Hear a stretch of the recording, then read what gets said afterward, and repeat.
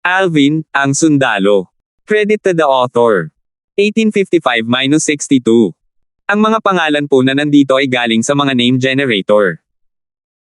Kung meron man pagkakatulad sa mga pangalan ng tao o lugar at pangyayari, ito ay tunay na hindi sinasadya. Bakit? Gusto mo bang subukan? Tanong ni Dugo habang nakatingin kay Alvin na may singkit na mga mata. Dahil interesado ka, natural, matutuwa akong pasayahin ka, Leader Dugo. Tumaas ang isang kilay ni Alvin nang marinig ang sinabi ni Dugo. Sa sandaling lumabas ang mga salita ni Alvin sa kanyang bibig, itinaas niya ang Devil Seal tablet sa kanyang kamay at inihagis ito kay Dugo. Swish! Ang Devil Seal tablet na itinapon ay sinisingil kay Dugo na parang kanyan. Ang nakakatakot na aura sa paligid ng Devil Seal tablet ay nagdulot ng pagbabantay kay Deputy Leader Baltazar ng Mountain Shade Black Market na para bang nahaharap siya sa malaking panganib. Maging ang ekspresyon ni Dugo ay unti-unting naging seryoso rin. Bagamat tiwala si Dugo na hindi siya papatayin ng Devil Seal tablet, anuman ang mangyari, ito pa rin ang Devil Seal tablet pagkatapos ng lahat. Ito ang bane ng lahat ng Devil Cultivator kaya hindi siya nang ahas na maging walang ingat. Bang! Hindi nagtagal ay dumating ang Devil Seal tablet malapit sa Dugo. Ang Devil Chi sa paligid nito ay tila nag-transform sa isang bundok habang ito ay lumubog sa Dugo. Sa wakas ay nakagawa si Dugo ng kanyang hakbang nang harapin ang Devil Seal tablet na sumisingil sa kanya ng buong lakas. Whoosh! Whoosh! Whoosh! Marahan siyang humakbang pasulong. Sa sandaling ito, nagsimulang lumabas si Devil Chi sa kanyang katawan. Sa susunod na sandali, maraming clone-like Devil Shadow ang lumabas sa kanyang katawan ng mabilis. Ang bilang ay lubhang nakakatakot. Sa isang iglap lang, natakpan na nila ang buong kalangitan sa itaas ng maliit na lambak. 10,000 Devil Invasion. Marahan na sumirit si Dugo nang magsimulang kumilos ang 10,000 Devil Shadows na lumabas sa kanyang katawan. Sunod-sunod silang sinisingil sa Devil Seal tablet na malapit ng dumapo sa kanya. Boom! Boom! Boom! Tuloy-tuloy na tumunog ang tunog ng air detonation pagkatapos ng Devil Seal tablet. Nakakabingi itong malakas. Ang Devil Chi ay nasa lahat ng dako.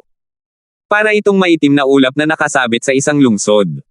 Swoosh! Swoosh! Swoosh! Ang 10,000 Devil Shadow ay nagpatuloy sa pagsingil sa Devil Seal tablet ng sunod-sunod na sinamahan ng nakakatakot na hiyawan at alulong. Para silang mga multo na gumapang mula sa impyerno. Ang Devil Seal tablet ay orihinal na may kapangyarihang sirain ang Diablo. Sa pagharap sa mga anino ng Diablo na ito, sunod-sunod silang pinatay nito. Kung ito ay mga Devil Cultivator na gawa sa laman at dugo, marahil ay matagal na silang tumakas kapag nahaharap sa pagpatay ng Devil Seal tablet. Gayunpaman, ang mga anino ng Diablo ay walang takot. Matapos ang 10 ay lipulin, isa pang 100 ang sisingilan. Matapos mapuksa ang 100, isa pang 1,000 ang sisingilan. Ha! Nang ang 1,000 anino ng Diablo ay nalipol, natuklasan ni Alvin na ang natitirang mga anino ng Diablo ay nagsimulang bumuo ng isang Formasayon. Sa sandaling ito, naisip pa ni Alvin na ang mga anino ng Diablo na sunod-sunod na naniningil sa Devil Seal tablet ay hindi kasing gulo ng tila. Tila sila ay isang nilalang. Boom! Ang Devil Seal tablet ay patuloy na bumagsak pababa. Sa sandaling ito, nagulat siya sa isang eksenang naganap sa harap ng mga mata ni Alvin. Sa kasalukuyan, nahaharap sa 10,000 Devil Shadows na naniningil sa Devil Seal tablet, hindi nito kayang pumatay ng kahit isang anino ng Devil. Bukod dito, tila pinigilan ito ng mga anino ng Diablo. Ang mga anino ng Diablo na ito ay tila nagsanib puwersa upang bumuo ng isang napakalaking lambat na pinipigilan ang Devil Seal tablet. Ito ang mataas na gradong divine ability na pinagkadalubhasaan ni Dugo. Ang 10,000 Devil Invasion. Napabuntong hininga si Alvin. Hindi inaasahan ni Alvin na napakalakas ni Dugo. Sa isang divine ability lang, nagawa niyang pigilan ang kanyang Devil Seal tablet. Hindi nakakagulat na naglakas loob si Dugo na ipagmalaki na ang isang powerhouse lamang sa tuktok ng Divine Saint Stage at pataas ang maaaring pumatay sa kanya gamit ang Devil Seal tablet. Talagang kwalipikado si Dugo na magsabi ng mga ganoong salita. Nainis si Alvin nang makita niyang walang magawa ang Devil Seal tablet kay Dugo. Noong una, naisip niyang magagamit niya ang Devil Seal tablet para patayin si Dugo at tulungan ang kanyang ama na maalis ang gulo. Gayunpaman, hindi sumagi sa kanyang isipan na hindi natakot si Dugo sa Devil Seal tablet noong ginamit niya ito. Sa isang pag-iisip lang, itinaas ni Alvin ang kanyang kamay at binawi ang Devil Seal tablet. Dugo sa North, ang iyong reputasyon ay talagang karapat-dapat. Sabi ni Alvin habang nakatingin kay Dugo. Tulad ng inaasahan mula sa anak ni Raymond, napakabata mo pa, ngunit nasa Divine Saint stage ka na. Marahil ay mahihigitan mo pa ang iyong ama sa hinaharap. Tumingin din si Dugo kay Alvin. Ang mga mata ni Dugo ay naglalaman ng isang pahiwatig ng taos-pusong paghanga nang tumingin siya kay Alvin. Bagamat dati niyang gustong hulihin si Alvin, hindi niya intensyon na gamitin siya para takutin si Raymond. Gusto lang niyang sirain ng kaunti ang espiritu ni Raymond. Hindi siya kailanman yuyuko ng napakababa na gumamit ng dirty trick sa pakikipagtunggali niya kay Raymond. Para sa kadahilanang ito, mula sa simula hanggang sa wakas, hindi siya kailanman nagkaroon ng anumang away kay Alvin. Sa halip, hinangaan niya ang likas na talento ni Alvin. Salamat sa papuri, Leader Dugo. Walang pakialam na tumango si Alvin sa kanyang ulo. Parang may naalala si Dugo, tinitigan niya si Alvin na matalim bago nagtanong, kung hindi ako nagkakamali, ang henyong iyon na si Alvin na lumitaw sa Mystical Sky Mansion ay dapat ikaw, tama? Ano ang dahilan kung bakit mo nasasabi? Natural, nabigla si Alvin nang marinig niya ang mga salita ni Dugo. Hindi alam ng maraming tao ang tungkol dito. Maging ang dalawang deputy leaders ng Mountain Shade Black Market, sina Baltazar at Reynold, ay nakatingin sa isa't isa. Ang iyong mansion master na ito na si Alvin mula sa Asher Cloud Mansion ay ang henyong disipulo, si Alvin, sa Mystical Sky Mansion. Paano ito naging posible? Pareho silang nakaramdam ng pag-aalinlangan. Tumingin si Reynold kay Baltazar Feng at nagtanong sa pamamagitan ng voice transmission, Old Feng, nakapunta ka na sa Mystical Sky Mansion noon at nakita mo na rin ang henyong disipulong iyon, si Alvin. Kamukha ba ng iyong mansion master na ito mula sa Asher Cloud Mansion ang taong iyon? O marahil, nakadisguise siya? Pagkatapos ng lahat, si Baltazar ay minsan nang sinunod ang utos na ibinigay sa kanya at nagpunta sa Mystical Sky Mansion upang hikayatin si Alvin na sumama sa kanila. Walang ibang tao sa Mountain Shade Black Market na mas nakakakilala kay Alvin kaysa sa kanya. Sigurado akong hindi nagbalat kayo si Alvin mula sa Mystical Sky Mansion. Kung si Alvin ay nakabalat kayo ngayon, sigurado akong masasabi mo sa sarili mo. Bagamat magkapareho ang kanilang pangangatawan at pangalan, magkaiba sila ng hitsura. Mahirap talaga para sa akin na paniwalaan na sila ay iisang tao dahil pareho silang walang anumang bakas ng pagbabalat kayo sa kanilang mukha. Sumagot si Baltazar sa pamamagitan ng voice transmission. Puno ng pagkalito at tanong ang boses niya. Si Alvin mula sa Mystical Sky Mansion ay hindi nakadisguise. Ito ay kakaiba. Paanong ang dalawang tao na hindi nakadisguise ay iisang tao? Ano ang tumatakbo sa isip ni Lord Leader, I wonder, sagot ni Reynold sa pamamagitan ng voice transmission. Naguguluhan din siya. Ano ang dahilan kung bakit nasasabi ko ito? Hindi nagmamadaling sinabi ni Dugo na may singkit na mga mata nang harapin ang kalmadong ekspresyon ni Alvin, simple. Ang pangalan mo at siya. Nang magsalita siya, tumingin siya kay Gory na nakatayo sa tabi ni Raymond. Kung hindi ako nagkakamali, si Gory, ang anak ni Guardian Gerald mula sa Mystical Sky Mansion, ay kakaunti lang ang mga kaibigan dahil sa kanyang personalidad. Wala siyang mga ordinaryong kaibigan, lalo pa ang isang mabuting kaibigan. Mabagal na nagsalita si Dugo. Ang kanyang mga salita ay nagpatibok ng puso ni Gory. Hindi siya nagulat na malaman ito ni Dugo tungkol sa kanya.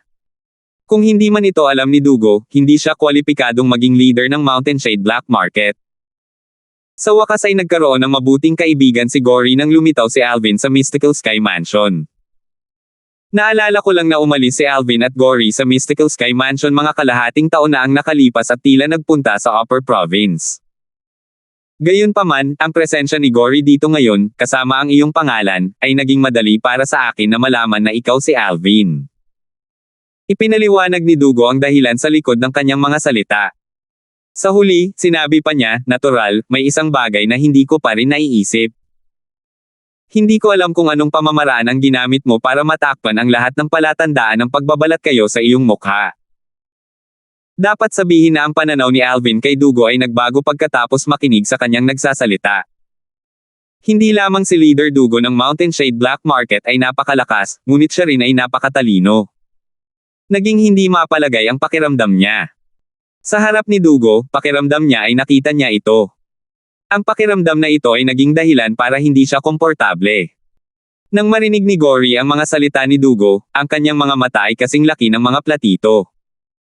May itsura pa siya ng paghanga nang tumingin kay Dugo. Hindi niya inaasahan na maiisip ito ni Dugo. Para naman kina Raymond at Kumi, hindi sila nagulat. Kung tutuusin, hindi ito ang una nilang pagkikita ni Dugo. So, tama ba ako? Tanong ni Dugo kahit alam na niya ang sagot nang makita niyang maingat na nakatingin sa kanya si Alvin at nananatiling tahimik ng mahabang panahon. Tulad ng inaasahan mula sa pinuno ng Mountain Shade Black Market, magiging mahirap para sa Mountain Shade Black Market na mahulog kasama mo. Taos-pusong sumagot si Alvin pagkatapos huminga ng malalim. Nang marinig ang mga salita ni Alvin, natuwa si Dugo. Agad siyang tumingin kay Raymond at nanunokso na nagtanong, Mansion Master Darfield, naiirite ka bang nakikinig sa pagpupuri sa akin ng iyong anak? Kilalang kilala sa Lower Province na matalino ka, Leader Dugo. Bakit ako maiirita? Walang pakialam na sumagot si Raymond. Matapos tingnang mabuti si Raymond at tumango kay Alvin, tumingin si Dugo kina Baltazar at Reynold habang sinabi niya, sige, kung ganoon. Dahil ilang gabi lang ito, gawin na lang natin kung ano ang available. Sa sandaling matapos magsalita si Dugo, pumasok siya sa isa sa mga kahoy na bahay nang hindi hinihintay ang tugon ni na Baltazar at Reynold. Ang kanyang silhouette mula sa likod ay mukhang eleganteng.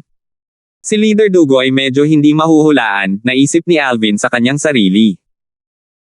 Kung sa una ay medyo may pagkiling siya kay Dugo dahil sa pagiging leader ng Mountain Shade Black Market at sa pagiging karibal ng kanyang ama, sa sandaling ito, nawala ang lahat ng prejudice. Natural, hindi ito nangangahulugan na siya ay mananatiling neutral sa tunggalian sa pagitan ng kanyang ama at Dugo. Kung ang kanyang ama ay nakipag-away kay Dugo, natural, siya ay tatayo sa kanyang ama dahil sa kanilang mga kadugo. Siya talaga si Alvin.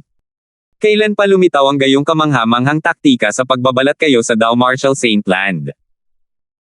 Ang pinaka-nalilitong tao sa eksena ay walang alinlangan na si Baltazar, ang deputy leader ng Mountain Shade Black Market, na minsang nakakita ng henyong disipulo, si Alvin, sa Mystical Sky Mansion.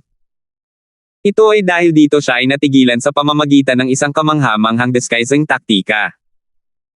Bagamat si Reynold ay nagulat din at nalito, ito ay walang halaga kumpara sa naramdaman ni Baltazar. 2 beses na nakita ni Baltazar si Alvin. Sa 2 pagkakataong ito, hindi lamang siya nagkaroon ng kakaibang anyo, ngunit ito ay ganap na hindi natukoy ng kanyang banal na kamalayan. 1856. Nakita pa lang ni Reynold si Alvin sa unang pagkakataon ngayon. Natural, hindi siya nalilito gaya ni Baltazar. Nang makita nilang walang balak ang kanilang pinuno na makipagkumpetensya para sa isang mas magandang tirahan sa maliit na lambak kasama ang mga tao mula sa Azure Cloud Mansion, masunaring tumalikod sina Baltazar at Reynold at sunod-sunod na pumasok sa mga bakanteng bahay na gawa sa kahoy. Agad na nanambalik ang katahimikan ng maliit na lambak. Lord Mansion Master, malamang na sinadya ng Dragon Clan na ang mga tao mula sa Mountain Shade Black Market ay manatili sa atin. Hihingi ba tayo ng paliwanag mula sa kanila? Talagang napakalayo na nila sa paggawa nito. Sabi ni Kumi na may malamig na ningning sa mga mata. Hindi na kailangan yan. Umiling si Raymond. Ang dahilan kung bakit kami nagpunta dito ay para tuparin ang 5 years pact, hindi para lumikha ng conflict sa Dragon Clan. Ngayong malapit na ang 5-year pact, mas mabuting huwag na tayong magproblema pa. At saka, wala namang conflict sa pagitan namin at ng mga taga Mountain Shade Black Market na gusto nila. Bagamat sinabi ito ni Raymond, isang nakakatakot na malamig na liwanag ang kumislap sa kaibuturan ng kanyang mga mata. Talagang sumobra ang Dragon Clan, ang sabi ni Gory. Ang Dragon Clan. Bulong ni Alvin sa sarili habang kumikinang ang kanyang mga mata. Sa una, siya ay nagkaroon lamang ng awayan kay Diego. Ang kanyang pagkamuhi kay Diego ay hindi nakaapekto sa kanyang opinyon sa Dragon Clan. Gayunpaman, wala na siyang magandang opinyon sa Dragon Clan ngayon. Pagkalipas ng 3 araw, kailangan kong agawin ang pagkakataong makapasok sa Saint Land ng Dragon Clan, ang Dragon Cleansing Pool mula sa Diego sa panahon ng labanan ng 5 taong kasunduan. Sa oras na iyon, gusto kong makita kung anong uri ng mga ekspresyon ang magiging hitsura ng mga miyembro ng angkan, naisip ni Alvin sa kanyang sarili. Desidido siyang agawin ang pagkakataong makapasok sa Dragon Cleansing Pool. Kay Alvin at sa iba pa, 3 araw ang lumipas sa isang kisap mata. Nang lumabas si Alvin sa kahoy na bahay sa 3 araw, natuklasan niyang naghihintay na sa kanya ang kanyang ama, si Elder Ku, at Gory sa labas. Sa kabilang panig, ang 3 tao mula sa Mountain Shade Black Market ay bumangon din sa himpapawid kasama si Leader Dugo sa pangunguna. Pumunta silang lahat sa venue para manood ng palabas. Nang lumabas si Alvin, agad siyang napansin ni Dugo. Hindi lang iyon, ngunit tinitigan siya ni Dugo ng mataman bago niya dinala ang 2 deputy leaders mula sa Mountain Shade Black Market, na wala sa kalangitan sa itaas ng maliit na lambak sa isang kisap lang ng mata. Sa silangan ng direksyon na kanilang tinatahak. Doon nagpa siya ang Dragon Clan na idaos ang labanan para sa 5 taong kasunduan. Tara na. Si Alvin ay hindi gustong maiwan nang makita niyang si Dugo na dumating upang manood ng palabas ay umalis sa harapan nila. Sinenyasan niya si Raymond at ang 2 pa bago sila sabay na umalis sa maliit na lambak at pumunta sa silangan. Ang lugar na inayos ng Dragon Clan para sa labanan ng 5 taong kasunduan ay isang malaking lambak na matatagpuan sa silangan ng pugad ng Dragon Clan. Ang lambak na ito ay napakalawak, ngunit walang anumang mga palatandaan ng mga halaman. Ito ay isang tigang na lupain, at tila isang digmaang nakakasira ng lupa ang naganap dito. Ito rin ang lugar kung saan ang mga miyembro ng Dragon Clan ay magkakaroon ng mga friendly matches. Bagamat ito ay isang friendly match, dahil sa lakas ng mga miyembro ng Dragon Clan, sisirain nila ang lambak at magdulot ng malaking kaguluhan kahit na gumamit lamang sila ng kaunting kapangyarihan. Ito rin ang dahilan kung bakit walang mga palatandaan ng mga halaman sa lambak na ito. Dahil ito ay madalas na nawasak, ito ay halos imposible para sa anumang bagay na tumubo dito. Napakaraming tao. Nang dumating si Alvin at ang iba pa kasunod ni Dugo at ang 2 pa, natuklasan nila ang maraming tao sa kalangitan sa itaas ng lambak. Naturally, karamihan sa mga taong ito ay mula sa Dragon Clan. Ang natitirang mga tao ay mula sa iba pang quasi third-rate na puwersa dumating din upang manood ng palabas pagkatapos nilang marinig ang balita. Hindi tulad ng Azure Cloud Mansion at Mountain Shade Black Market, ang mga taong ito mula sa quasi third-rate na puwersa na dumating upang manood ng palabas ay hindi pinamunuan ng sinumang matataas na opisyal. Magandang araw, Mansion Master Darfield. Dahil dito, bawat isa sa kanila ay magalang na bumati at magalang na yumuko kay Raymond. Pagkatapos noon, nagsimula silang ilipat ang kanilang atensyon sa likod ni Raymond upang tingnan si Alvin. Sa isang sulyap lang, makikita na nila ang bahagyang pagkakahawig ng binatang ito at ni Raymond. Dahil dito, masasabi nilang siya ang anak ni Raymond, si Young Mansion Master Alvin ng Azure Cloud Mansion. Siya yun. Kasabay nito, maraming mga tao ang nagsimulang maalala ang mga larawan na dati nilang nakita. Sunod-sunod na pinaikit nila ang kanilang mga mata. Ang tao sa portrait ay kapareho ng Young Mansion Master ng Azure Cloud Mansion. Bukod dito, ang taong nasa larawan ay tinatawag ding Alvin. Siya ang maswerteng tao na nakakuha ng Devil Seal Tablet, isa sa 10 mahusay na Super Saint Weapons sa 10 Great Saint Weapons ranking sa kabila ng hindi ganoon kalakas. Siya ay tila nawala sa hangin nang ang lahat sa lower province ng Dao Martial Saint Land ay naghahanap sa kanya upang agawin ang Devil Seal Tablet. Sa sandaling nawala siya ng ilang taon. Dahil dito, unti-unti na rin nilang nakalimutan ang bagay na ito. Kung sa pagkakataong ito ay hindi nila siya nakita ng personal, marahil ay tuluyan na nilang nakalimutan ang hitsura ng binata sa larawan pagkaraan ng ilang taon pa. Dati, nagkataon lang ako nang marinig ko ang pangalan ng Young Mansion Master ng Azure Cloud Mansion dahil kapareho niya ang pangalan ng taong nagtataglay ng Devil Seal Tablet. Hindi lang ang pangalan, kundi pati na rin ang hitsura nila. Halatang halata na pareho sila ng tao. Talagang hindi patas ang Diyos. Katanggap-tanggap na siya ang nagtataglay ng Devil Seal Tablet, ngunit isipin na siya rin ang Young Mansion Master ng Azure Cloud Mansion. How's this fair? Hindi ako makapaniwala na ang binata na nakakuha ng Devil Seal tablet at nawala ay ang Young Mansion Master ng Azure Cloud Mansion. Maraming tao ang nagbulungan. Nagulat sila sa katotohanan na ang Young Mansion Master ng Azure Cloud Mansion ay siya rin ang may hawak ng Devil Seal tablet. Si Alvin ay handa na sa pag-iisip para sa kanyang pagkakakilanlan na malantad kaya hindi siya nagulat. May chismis na ang 5 taong kasunduan ay iminungkahi ng Mansion Master ng Azure Cloud Mansion kay Clan Leader Daslan ng Dragon Clan. Kakatawanin sila ni Young Mansion Master Alvin ng Azure Cloud Mansion at Diego, ang kapalit ng Clan Leader ng Dragon Clan. Naaalala ko noong lumitaw ang Devil Seal tablet, sinabing nakuha ito ng isang binata na hindi pa man lamang nakakalusot sa Pristine Saint stage. Kung pag-uusapan, ang binatang iyon ay ang Young Mansion Master ng Azure Cloud Mansion, si Alvin. Sa madaling salita, ang Young Mansion Master ng Azure Cloud Mansion ay isa lamang Saint Rudiment Stage Martial Cultivator ilang taon na ang nakalipas. Ang Young Mansion Master ng Azure Cloud Mansion ay isang Saint Rudiment Stage Martial Cultivator na hindi man lang nakalusot sa Saint Stage ilang taon na ang nakakaraan.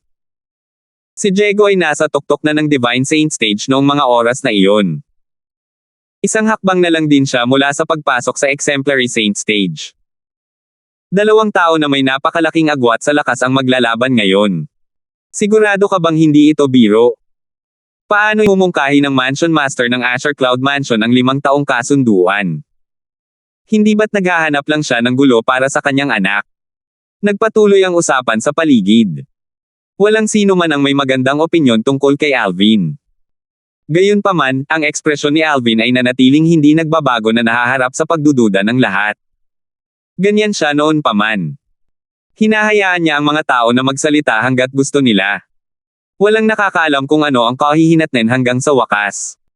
Sa kasalukuyan, wala itong silbi kahit na siya ay mahusay magsalita at sinabing kaya niyang talunin si Diego. Tanging ang resulta ay tikom ang kanilang mga bibig. Nang ipakita ng mga miyembro ng Mountain Shade Black Market at ng Azure Cloud Mansion ang kanilang mga sarili kasama ang kanilang mga pinuno sa pangunguna, natural, nakakuha ito ng maraming atensyon mula sa karamihan. Naiintindihan ko ang presensya ng Mansion Master ng Azure Cloud Mansion dito dahil kasali siya sa 5-year pact. Gayunpaman, bakit nandito rin si Leader Dugo ng Mountain Shade Black Market? Don't tell me there's something special about the 5-year pact. Kung alam ng ating Pavilion Master na nandito si Leader Dugo, darating din siya. Paano namin nalaman bago kami dumating na nandito si Leader Dugo para manood din ng palabas? Sa sandaling lumitaw si Leader Dugo ng Mountain Shade Black Market, nagdulot ito ng kaguluhan dahil walang sino mang umasa na narito siya. Siguro dahil ang kasunduan ay ginawa ng Mansion Master ng Azure Cloud Mansion at ng Dragon Clan. Bilang karibal ni Mansion Master Darfield, natural lang na sumama siya sa kasiyahan. Kung matalo ang anak ni Mansion Master Darfield, maaari pa niyang tsain ng kaunti si Mansion Master Darfield. Maraming tao ang nagsimulang mag-isip-isip. Narito ang mga miyembro ng Dragon Clan. May nagsabi. Bagamat hindi malakas ang kanyang boses, maraming tao ang nakarinig sa kanyang mga salita. Ang kanyang mga salita ay nagsimulang kumalat na parang apoy. Lahat, kabilang ang mga tao mula sa Azure Cloud Mansion at Mountain Shade Black Market, ay itinoon ang kanilang atensyon sa malayong kalangitan. 5 figure ang papunta dito. Ang taong nangunguna ay nakasuot ng mahabang gintong balabal. Isa itong matandang lalaki na mukhang matibay at kasing laki ng pagoda. Sa sandaling lumitaw siya, ang mga miyembro ng Dragon Clan na naruroon sa eksena ay agad na yumuko ng may paggalang. Leader ng clan. Dahil dito, naging halata sa lahat ang pagkakakilanlan ng matanda. Siya ay walang iba kundi si Daslan, ang kasalukuyang clan leader ng Dragon Clan. Nangunguna si Daslan habang magkatabi ang 4 na tao sa likod niya. May 2 matandang lalaki, isang matandang babae, at isang medyo may edad na lalaki. Lahat silang 5 ay 5 Clawed Divine Dragons. Bilang clan leader ng Dragon Clan, si Daslan ay isang 5 Clawed Golden Dragon. Samantalang ang 2 matandang nasa likuran niya, ang isa ay nakasuot ng mahabang pulang damit. Siya ang 5 Clawed Blood Dragon, si Chadrick. Siya rin ang Enforcement Elder ng Dragon Clan. Ang isa pang matandang lalaki ay si Berto, ang 5-clawed green dragon, na tinanggap si Alvin at ang iba pa 3 araw na ang nakakaraan. Para naman sa matandang babae, walang iba kundi si Sandra ang 5-clawed purple dragon na tumanggap sa mga tao mula sa Mountain Shade Black Market 3 araw na ang nakakaraan. Ang nasa katanghaliang gulang na lalaki ay walang iba kundi ang isa sa mga nangunguna ngayon, si Diego. Katulad ni Daslan, si Diego ay isang 5-clawed golden dragon. Nabibilang sila sa Imperial Clan ng Dragon Clan. Habang naglalakad si Daslan at ang 4 na iba pa, hindi lamang ang mga miyembro ng Dragon Clan na naruroon sa eksena ang yumuko kay Daslan upang ipakita ang kanilang paggalang, ngunit yumuko pa sila sa 2 matandang lalaki at sa matandang babae na nasa likuran niya. Para naman kay Diego, isa sa mga nangunguna ngayon, kakaunti lang ang yumuko sa kanya dahil wala siyang malakas na pakiramdam ng presensya. Naturally, wala itong ibig sabihin. Masasabi lang ng isa na napakabata pa niya. Diego. Dama po ang tingin ni Alvin kay Diego mula sa malayo. Ang kanyang kalmadong ekspresyon ay napalitan ng malungkot na ekspresyon habang ang nakakatakot na hangarin sa pagpatay ay sumilay sa kanyang mga mata. Napansin din ni Diego ang tingin ni Alvin. Nahaharap sa nakamamatay na kinang sa mga mata ni Alvin, dahan-daang itinaas ni Diego ang kanyang hinlalaki bago niya ito itinutok sa lupa, na nagdulot ng galit sa kanya. 1857. Natural lang na mas naging malungkot ang ekspresyon ni Alvin nang makita niya si Diego na pinupukaw siya. Isang pambihirang walang pigil na hangarin sa pagpatay ang bumangon din sa kanyang mga mata. Leader Dugo, Mansion Master Darfield. Kabay nito, napansin din ni Clan Leader Daslan ng Dragon Clan sina Leader Dugo ng Mountain Shade Black Market at Mansion Master Raymond ng Asher Cloud Mansion sa di kalayuan. Nakangiti siyang lumapit sa kanila at nagkusa na bumati sa kanila. Bagamat si Raymond ang nagmungkahi ng 5 taong kasunduan, hindi niya ito masyadong pinakialaman. 2 araw lang ang nakalipas, nalaman niya mula kay Elder Berto, ang 5-clawed Divine Dragon, na ang anak ni Raymond, si Alvin, ang maswerteng may taglay ng Devil Seal Tablet, ay isa lamang Eminent Saint Stage Martial Cultivator.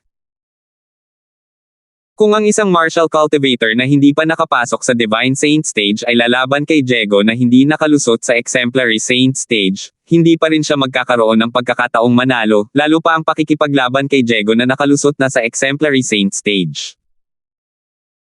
Para sa kadahilanang ito, sa kanyang opinyon, ang 5 taong kasunduan na iminungkahi ni Raymond 5 taon na ang nakakaraan ay isang paraan lamang para sa kanya. Pagkatapos ng lahat, si Raymond ay nagkaroon ng malaking alitan sa kanilang Dragon Clan noong panahong iyon.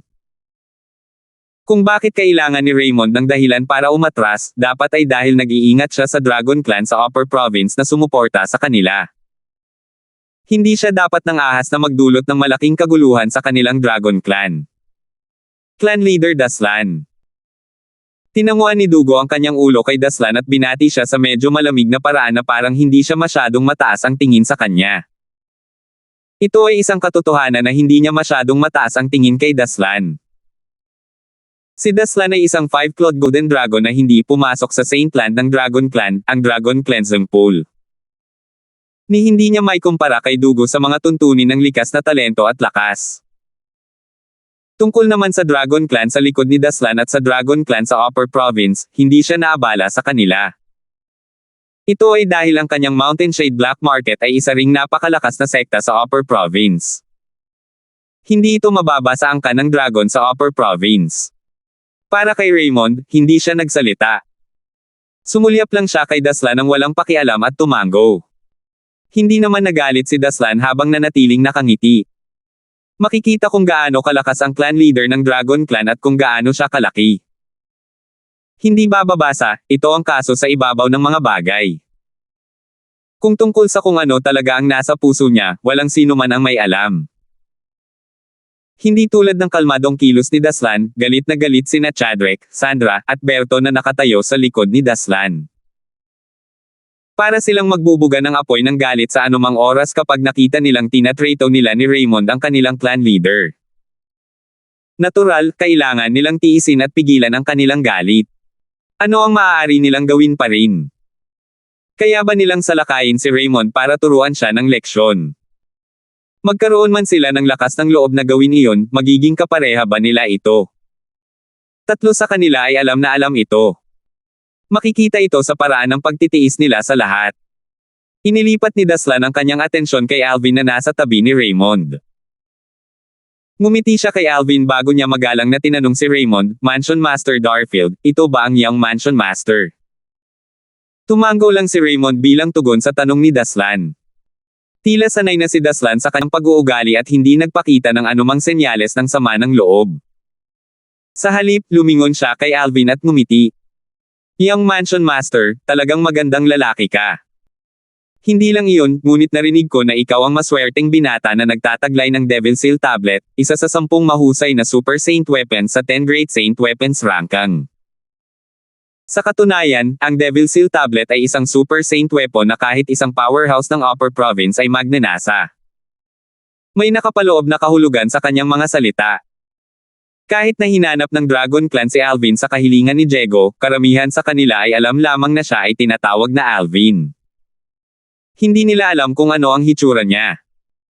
Dahil dito, kahit na nakita nila ang larawan ni Alvin na sinasabing nagtataglay ng Devil Seal Tablet, hindi nila ginawa ang koneksyon na ang Alvin na hinahanap nila ay ang parehong tao.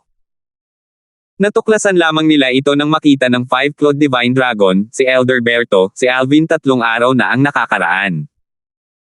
Naturally, kung wala si Diego sa closed-door cultivation sa nakalipas na 5 taon, malalaman niya ang tungkol sa Devil Seal Tablet. Kung nalaman niya ang tungkol sa Devil Seal Tablet, makikita niya ang larawan ni Alvin. Sa oras na iyon, mapapatunayan niya na ito rin ang Alvin na kinaiinisan niya at hinahanap niya. Sa mga taong naruroon sa eksena ngayon, walang nakakaalam na si Alvin na nagtataglay ng Devil Seal Tablet ay ang Young Mansion Master ng Azure Cloud Mansion maliban kay Leader Dugo at Alvin. Bagamat alam ito ni Dugo, hindi niya ipinakalat ang balita. Gayunpaman, personal niyang sinubukang hanapin si Alvin para agawin ang Devil Seal Tablet mula sa kanya. Bilang isang Devil Cultivator, natural, hindi niya ito magagamit. Gayunpaman, hindi niya hinanggad na mahulog sa kamay ng iba ang sandata na maaaring pumatay sa kanya. Clan Leader Daslan, nambobola mo ako. Maswerte lang ako, sagot ni Alvin nang hindi nagbabago ang kanyang ekspresyon nang marinig niya ang papuri ni Daslan. Habang ang mga mata na puno ng kasakiman at init sa paligid ay lumipat sa kanya, muling sinabi ni Alvin kay Daslan, Clan Leader Daslan, kung maaari. Gusto kong magpatuloy sa labanan ng 5 taong kasunduan kasama si Diego, ang susunod na clan leader ng Dragon Clan, sa lalong madaling panahon. Hindi nagpatalo si Alvin at dumiretso sa pangunahing paksa. Dahil tinanong mo, Young Mansion Master, ako, natural, walang tutol. Sigurado akong hindi rin tutol sina Mansion Master Darfield at Diego. Mula sa simula hanggang sa huli, nanatili ang ngiti sa mukha ni Daslan. Sa kanyang opinyon, napagdesisyonan na ang kinalabasan ng 5 taong kasunduan. Siguradong mananalo si Diego. Sa kadahilan ng gusto ng Young Mansion Master ng Azure Cloud Mansion na simulan ang laban sa lalong madaling panahon ay para makauwi siya ng mabilis pagkatapos niyang matalo. Ang lahat ng ito ay isang formalidad lamang. Kung gayon, nang ipahayag na ni Daslan ang pagsisimula ng labanan sa pagitan nina Alvin at Diego, pinutol siya ni Alvin. Clan Leader Daslan, bago natin simulan ang laban ng 5 taong kasunduan, gusto kong maglabas ng Death Duel Invitation kay Diego. Ang labanan ngayon ay magiging labanan ng buhay at kamatayan.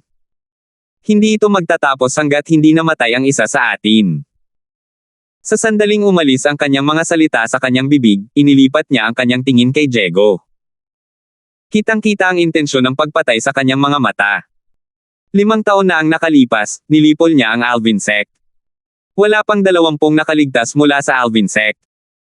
Dahil sa lakas ni Diego, napigilan lang niya ang kanyang pagkamuhi noong mga oras na iyon. Ngayon, sa sandaling ito, sa labanan ng 5 taong kasunduan, hindi na niya kailangang pigilan ang puot na ibinaon niya sa kaibuturan ng kanyang puso. Sa halip, hinayaan niya silang bumangon at sumambulat. Sa sandaling ilabas niya ang kanyang puot, ito ay katulad ng isang dam na nasira ng baha.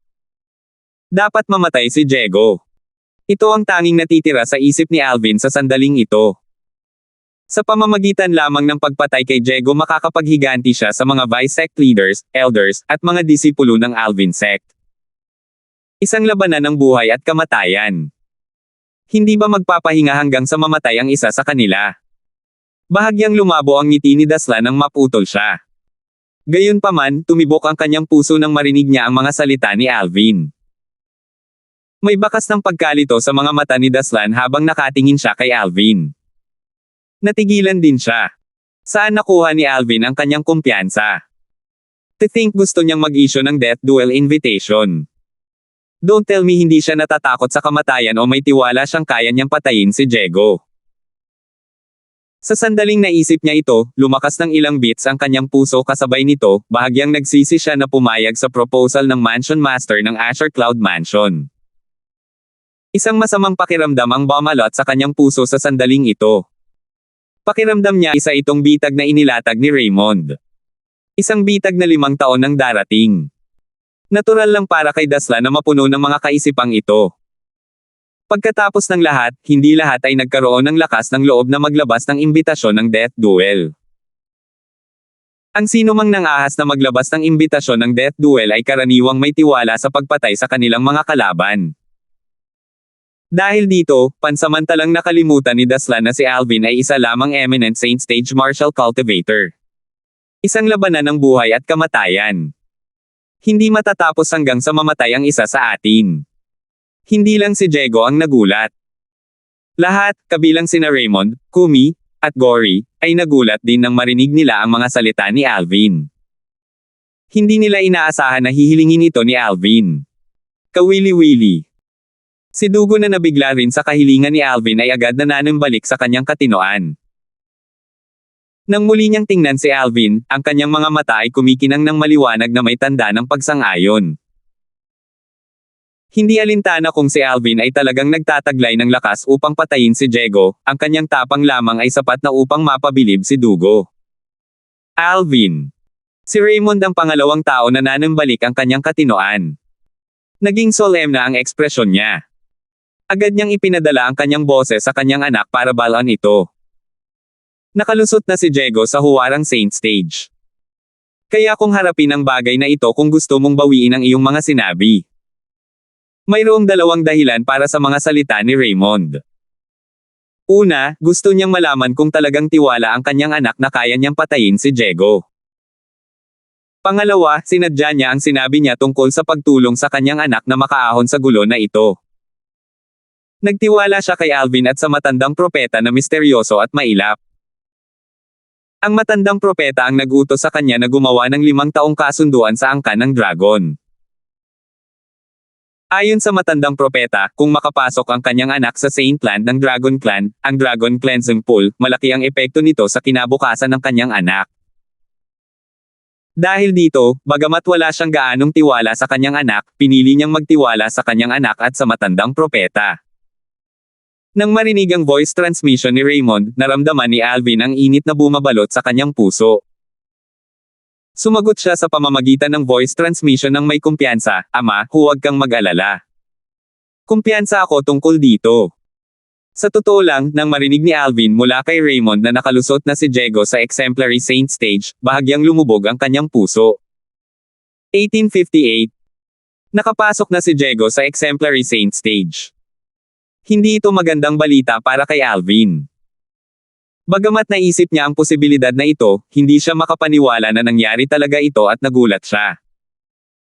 Diego was the Dragon Clan's 5-clawed golden dragon from the Imperial family. His cultivation base was at the early Exemplary Saint Stage. Kung gagamitin niya ang kanyang Jasper Celestial Sword, maaari niyang agad na patayin si Diego gamit ang kanyang kasalukuyang cultivation base. Gayunpaman, paano niya magagamit ang Jasper Celestial Sword?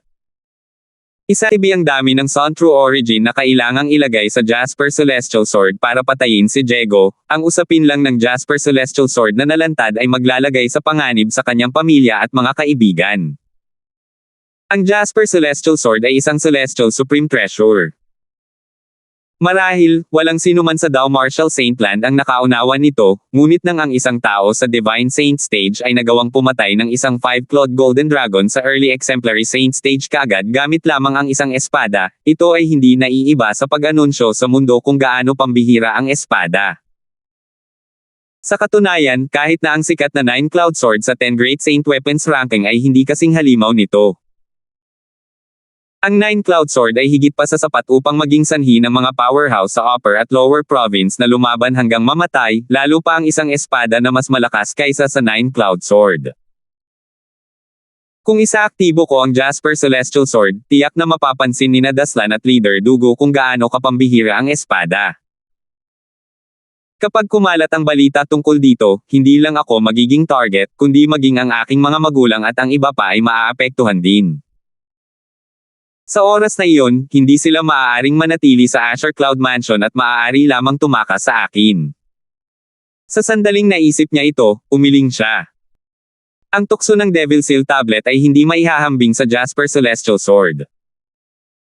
Marahil, ang ilang mga powerhouse mula sa Upper Province ay maaaring hindi interesado sa Devil Seal Tablet. Gayunpaman, kahit na ang mga powerhouse na nakatayo sa tuktok ng Upper Province ay magnanasa sa Jasper Celestial Sword. Hindi ko magagamit ang Jasper Celestial Sword. Mabilis na nagpasya si Alvin. Sa aking kasalukuyang lakas, ako ay magiging kapantay ni Diego kahit na hindi ko ginagamit ang Jasper Celestial Sword. Kung hindi ko talaga kayang talunin siya, hindi ko maaaring ipagsapalaran ang paggamit ng Jasper Celestial Sword maliban kung ako ay nasa bingit ng kamatayan. Kung hindi, kailangan ko lang tanggapin ang pagkatalo at makakuha ng masamang reputasyon kapag iniligtas ako ng ama. Sa wakas ay huminahon si Alvin ng kaunti pagkatapos niyang huminga ng malalim. Sa mata ni Alvin, sa pagitan ng reputasyon at buhay, walang alinlangan na pipiliin niya ang huli. Sa kasalukuyan, hindi lang sa kanya ang buhay niya. Kung nanatili siyang buhay ay makakarating siya sa Upper Province para hanapin si Kair at ang kanilang anak. Para sa kanya, ang ilang mga tao ay mas mahalaga kaysa sa kanyang sariling buhay.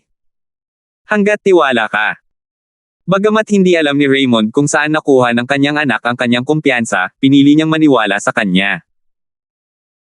Pagkaraan ng ilang sandali, na parang may naalala lang siya, muling sinabi ni Raymond sa pamamagitan ng voice transmission, TNR, kung. Sinasabi ko kung talagang. Pinutol ni Alvin ang voice transmission ng kanyang ama at nagtanong, kung hindi ko talaga siya matatalo, ililigtas mo ako, di ba? Tama iyan. Tango si Raymond. Ikaw lang ang anak ko. Kahit na makakuha ako ng isang masamang reputasyon para sa hindi pagsunod sa aking mga salita, tiyak na isave ko ka. Talagang makikialam si Daslan kung gagawa ako ng isang hakbang, ngunit kaya kung iligtas ka kahit na siya ay mamagitin, sinabi ni Raymond na may kumpiyansa na parang ang clan leader ng Dragon Clan ay wala sa kanyang mga mata at iyon nga ang nangyari. Sa lower province ng Dow Marshall Saintland, siya lamang at ang lakas ng Mountain Shade Black Market Leader Dugo ay pare-pareho sa bawat isa. Tulad ng para sa iba pang mga pinuno mula sa quasi third-rate forces, kabilang ang clan leader ng Dragon Clan, hindi sila maihahambing sa kanya. Kung lumaban sila, tiwala siyang kaya niyang patayin si Daslan sa 10 galaw. Bagamat si Daslan ay isang 5-clawed Golden Dragon mula sa Imperial Family, hindi niya naabot ang kanyang buong potensyal dahil hindi siya pumasok sa Dragon Cleansing Pool. Walang dapat ipag-alala sa kanya. Ngumiti si Alvin bago siya nagtanong sa pamamagitan ng voice transmission, Father, ang dahilan kung bakit sinasadya mong sabihin sa akin ito. Maaari ba na natatakot ka na hindi ko nais na iligtas mo ako? Oo. Sumagot si Raymond. Nag-aalala nga siya tungkol dito. Natakot siya na ang kanyang anak ay maging matigas ang ulo at sumunod sa mga tradisyonal na tuntunin. Natakot siyang magpasya ang kanyang anak na mamatay sa sandaling maglabas siya ng death duel invitation at hindi niya matalo si Diego, na mas binibigyang kahalagahan ang kanyang reputasyon kaysa sa kanyang buhay. Alvin chuckled bilang siya ay tumugon sa pamamagitan ng voice transmission, Ama, gusto ko pa rin upang mahanap Kair kaya pinahahalagahan ko ang aking buhay higit pa kaysa sa halaga mo sa akin. Nang marinig ang kanyang mga salita, bumaantong hininga si Raymond. Mapalad ang kanyang anak na hindi isang pedantic na tao.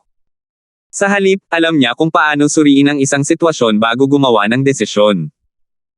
Samantala, nanumbalik din ang katinoan ng lahat. Junior brother Alvin, masyado kang padalos-dalos. Paano ka walang ingat na maglalabas ng death duel invitation kay Diego? Masyadong peligroso ito. Agad na ipinadala ni Gory ang kanyang boses para pigilan si Alvin. Napuno ng pagkabalisa ang tono niya. Young Mansion Master, ikaw ay masyadong padalos-dalos. Maging si Kumi na kadalasang tahimik ay hindi maiwasang ipadala ang kanyang boses kay Alvin. Young Mansion Master, si Diego ay nakapasok na sa Exemplary Saint stage. Kung ikinalulungkot mo ang iyong desisyon, haharapin ko ang gulo sa ngalan mo. Ang mga salita ni Kumi ay katulad ng mga salita ni Raymond. Natural lang para kay Alvin na makaramdam ng init nang marinig niya ang mga salita ni Gory at Kumi. Masasabi niyang pareho silang taos-pusong nagmamalasakit sa kanya at nag-aalala tungkol sa kanyang kaligtasan. Huwag mag-alala, Alvin sumagot gamit voice transmission. Death duel. Hindi magpapahinga hanggat hindi namamatay ang isa sa atin. Kasabay nito, lahat, kabilang si Diego na isa sa mga nangunguna ngayon, ay inilipat ang kanilang atensyon kay Alvin. Ito ay maliwanag na siya ay hindi masyadong malakas sa simula. Hindi nila inisip na hahanapin niya ang kamatayan sa kanyang sariling kagustuhan. Gusto bang mamatay ang Young Mansion Master ng Azure Cloud Mansion? Parang ito. Kung hindi, bakit niya gagawin iyon? Hindi mo matiyak ito.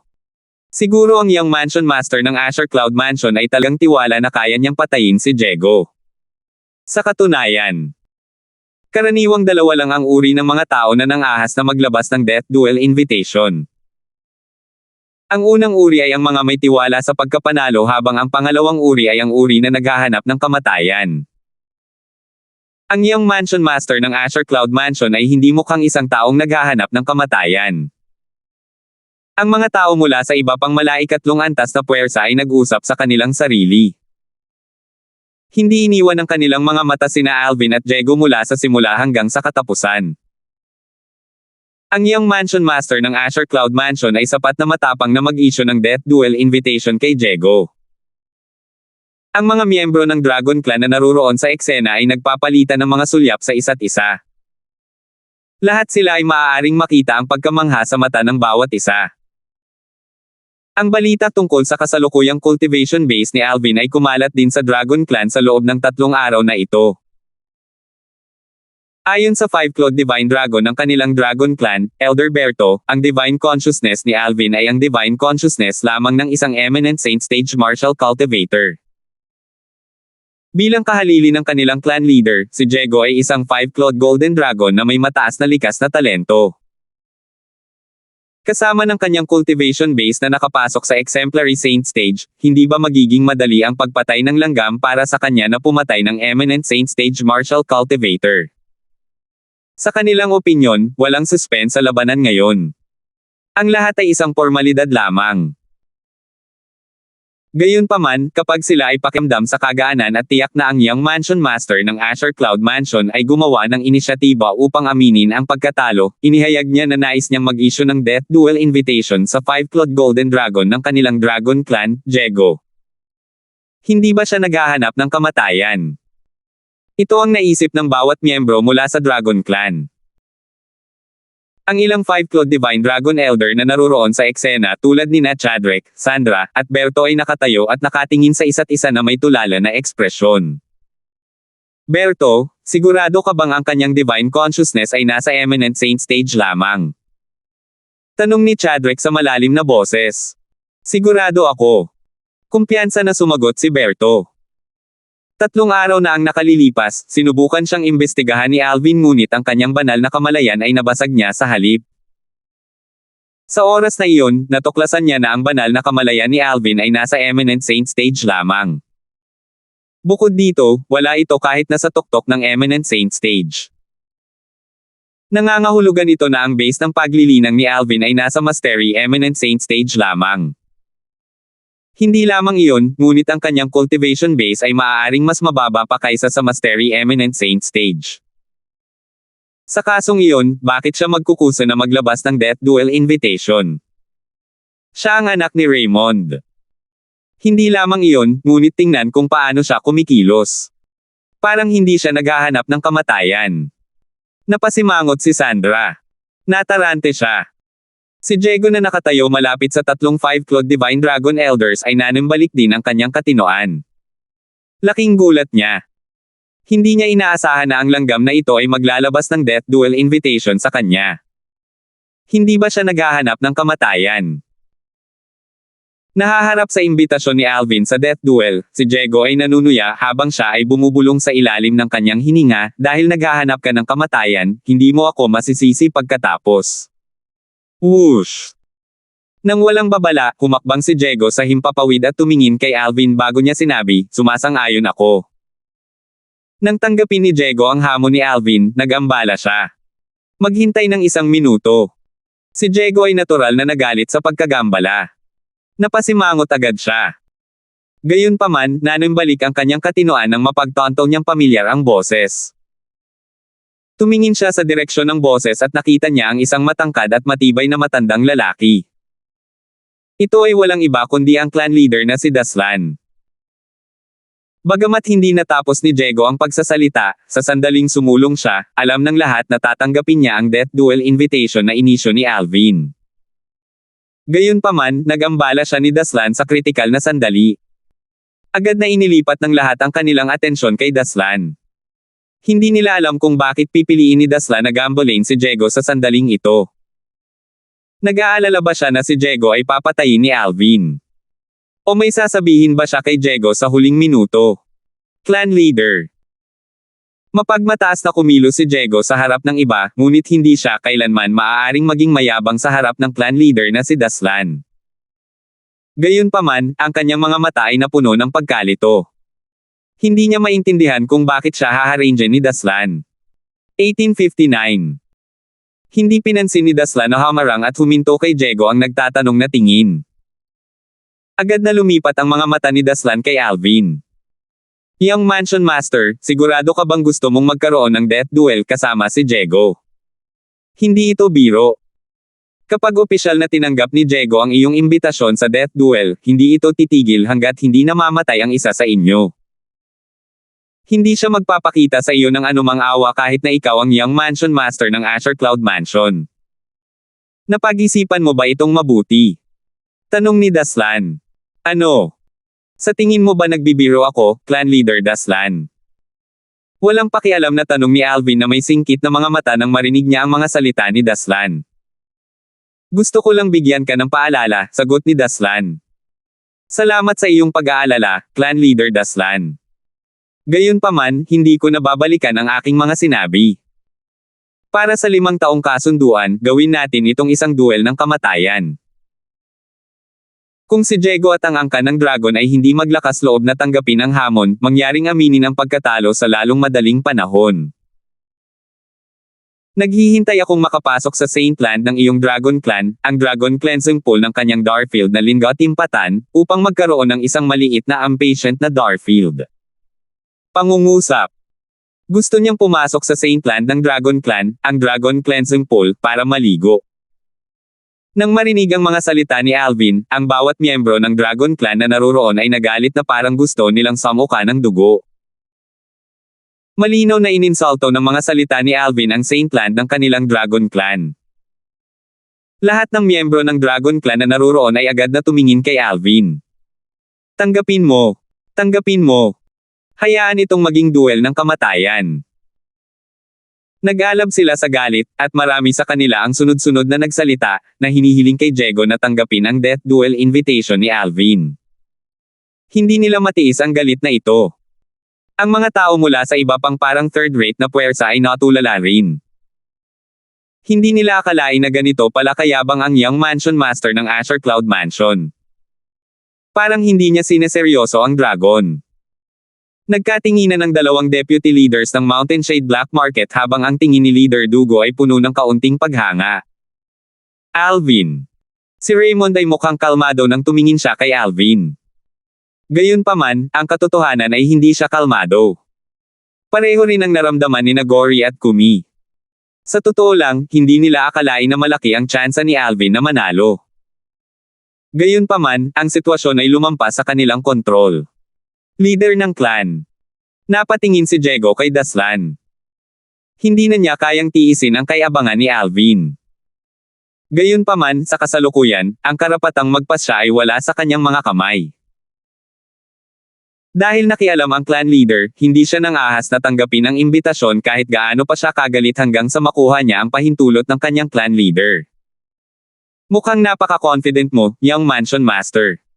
Hindi pinansin ni Daslan si Diego. Matatag pa rin ang kanyang tingin kay Alvin. Sa sandaling matapos magsalita si Daslan, isang malakas na divine consciousness ang bumalot kay Alvin tulad ng isang malakas na baha at binalot siya. Sa sandaling ito, naramdaman ni Alvin na tila siya ay ganap na nakita. Sinusuri mo ang aking cultivation base. Nang matuklasan ni Alvin na sinisiyasat ni Daslan ang kanyang cultivation base, hindi lang siya nagalit, ngunit tila mas masaya pa siya.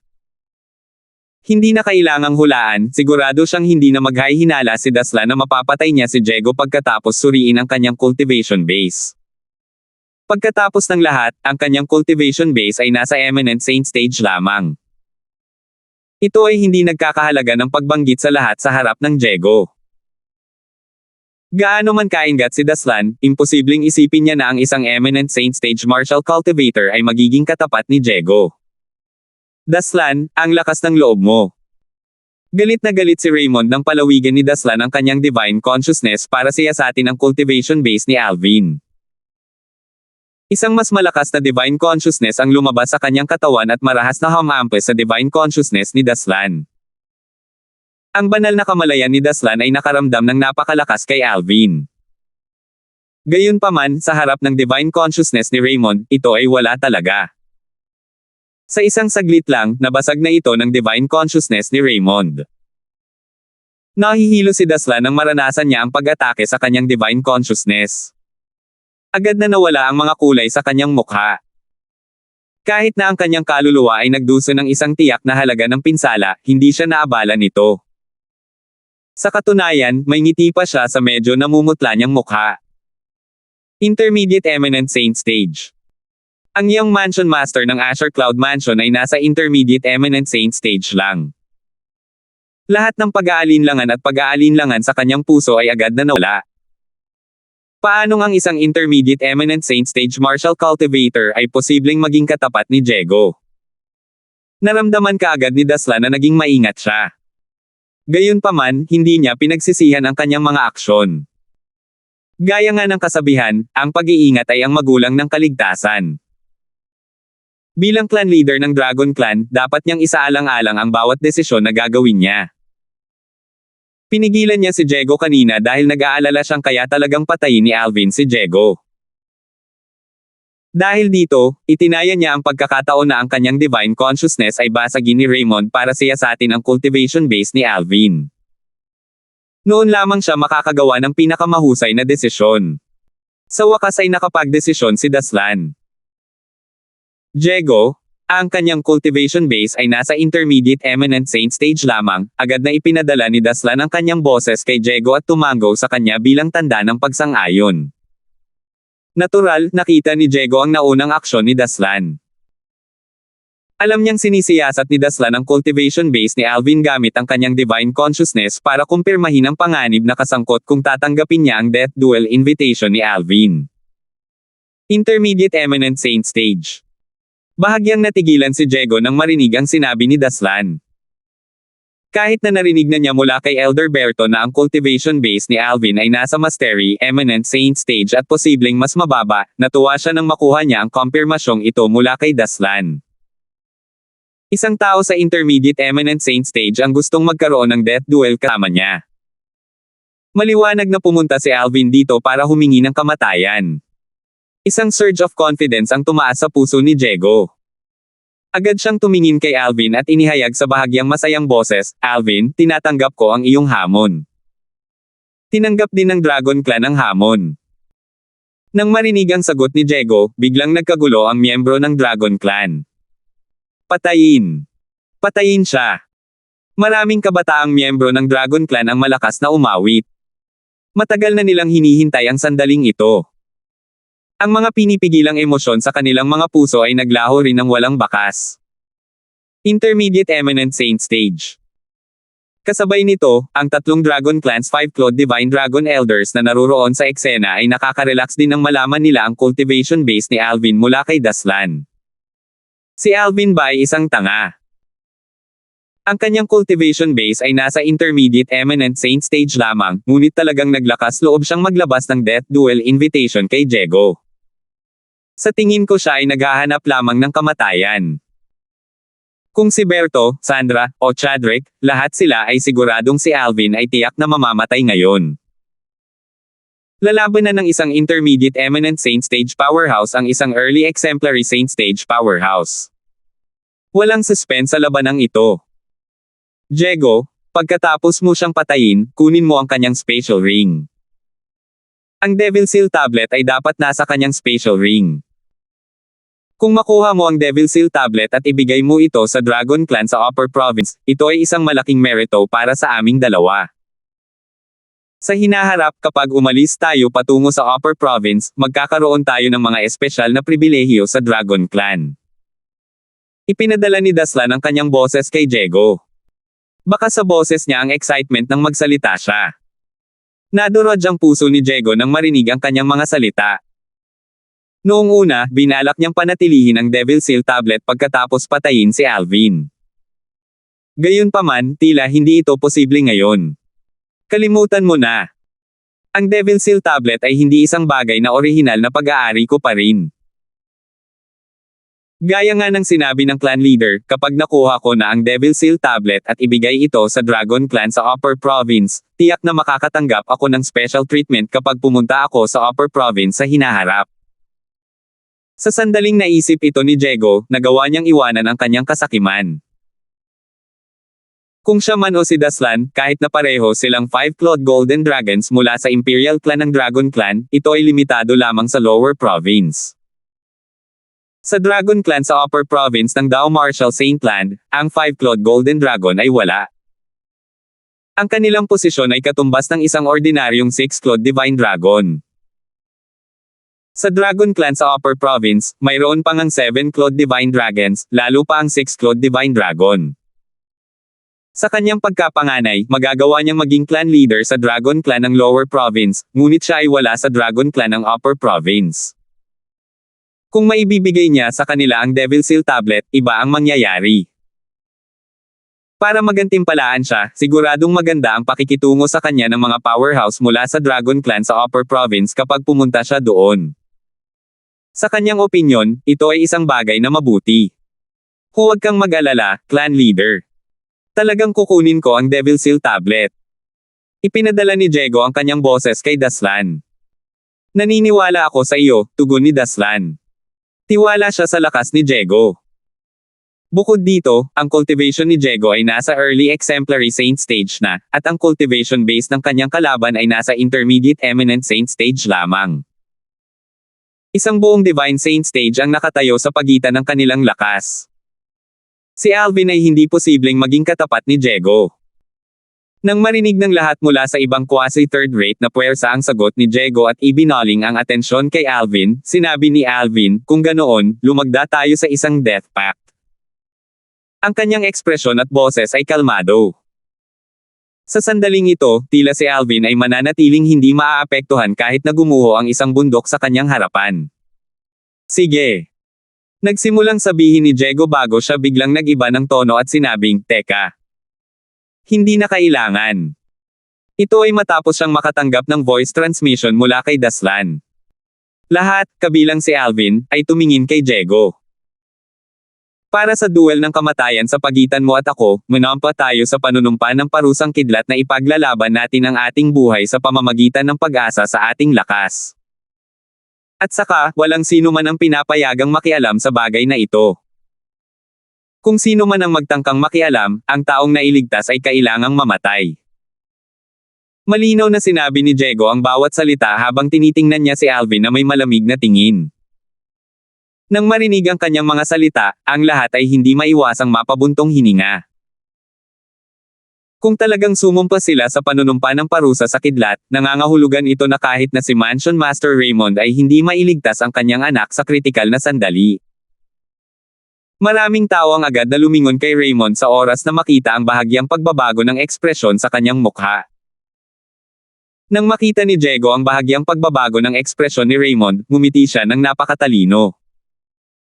Masasabi niyang kahit si Mansion Master Raymond ay walang gaanong tiwala sa kanyang anak. Kung hindi magbabago ang ekspresyon niya nang marinig niya ang sinabi ni Diego. Napansin din ni Daslan ang bahagyang pagbabago ng ekspresyon ni Raymond. Hindi lang iyon, ngunit nakita rin niya ang takot sa mga mukha ni Gory at Kumi. 1860. Nang makita ni Daslan ang mga pagbabago ng mga ekspresyon sa mukha ni Raymond, Gory, at Kumi, nagsimula siyang maging komportable. Talagang iniisip ko kung saan nakuha ng Young Mansion Master ng Azure Cloud Mansion ang kanyang lakas ng loob. Ang mga bagay ay umabot na sa yugtong ito, at gayon pa man, mukhang hindi pa rin siya nababahala. Tumingin si Daslan kay Alvin, naguguluhan. Ha! Matiim na tinitigan ni Daslan ang mga mata ni Alvin. Biglang, sa sandaling ito, nagawa niyang masulyapan ang isang bakas ng pangamba na sumilay sa mga mata ni Alvin. Kahit saglit lang ay nakita pa rin niya ito. Parang ang Young Mansion Master ng Azure Cloud Mansion ay hindi kalmado gaya ng kanyang hitsura. Gayunpaman, kung maglakas loob siyang manampas sa panunumpa ng parusang kidlat gaya ng iminungkahi ni Diego, tiyak na mamamatay siya ngayon. Napaisip si Daslan sa sarili. Kanina, siya ang nag-transmit ng kanyang boses kay Diego at nagmungkahi na manampas sila sa panunumpa ng parusang kidlat. Nag-aalala siyang makikialam si Raymond sa kritikal na sandali. Alam niyang kung pipiliin ni Raymond na makialam sa usapin, hindi niya ito mapipigilan na iligtas si Alvin. Iyon ang dahilan kung bakit naisip niya na ito ay isang magandang ideya na kunin ang posibilidad na ito sa simula. Kung si Alvin ay nanumpa sa kidlat na parusang panunumpa gaya ng iminungkahi ni Diego, mamamatay pa rin siya kahit na iligtas siya ni Raymond. Tiyak na papatayin siya ng 99 Heavenly Tribulation. Si Daslan ay halatang hindi isang simpleng tao dahil siya ang clan leader ng Dragon Clan. Nagawa pa niyang bahagyang baguhin ang ekspresyon sa mukha ni Raymond sa pamamagitan ng pagmumungkahi nito. Alvin, kung hindi ka kumpiyansa, aminin mo na lang ang pagkatalo mo para sa 5 taong pakta na ito. Agad na sinabi ni Raymond kay Alvin sa pamamagitan ng voice transmission.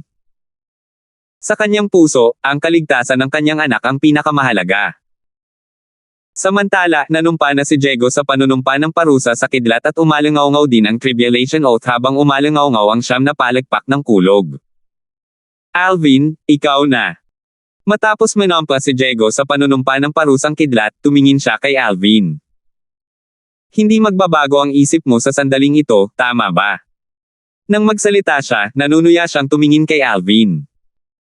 Sa pagharap sa panunokso ni Diego, ang mga mata ni Alvin ay kumikislap ng husto.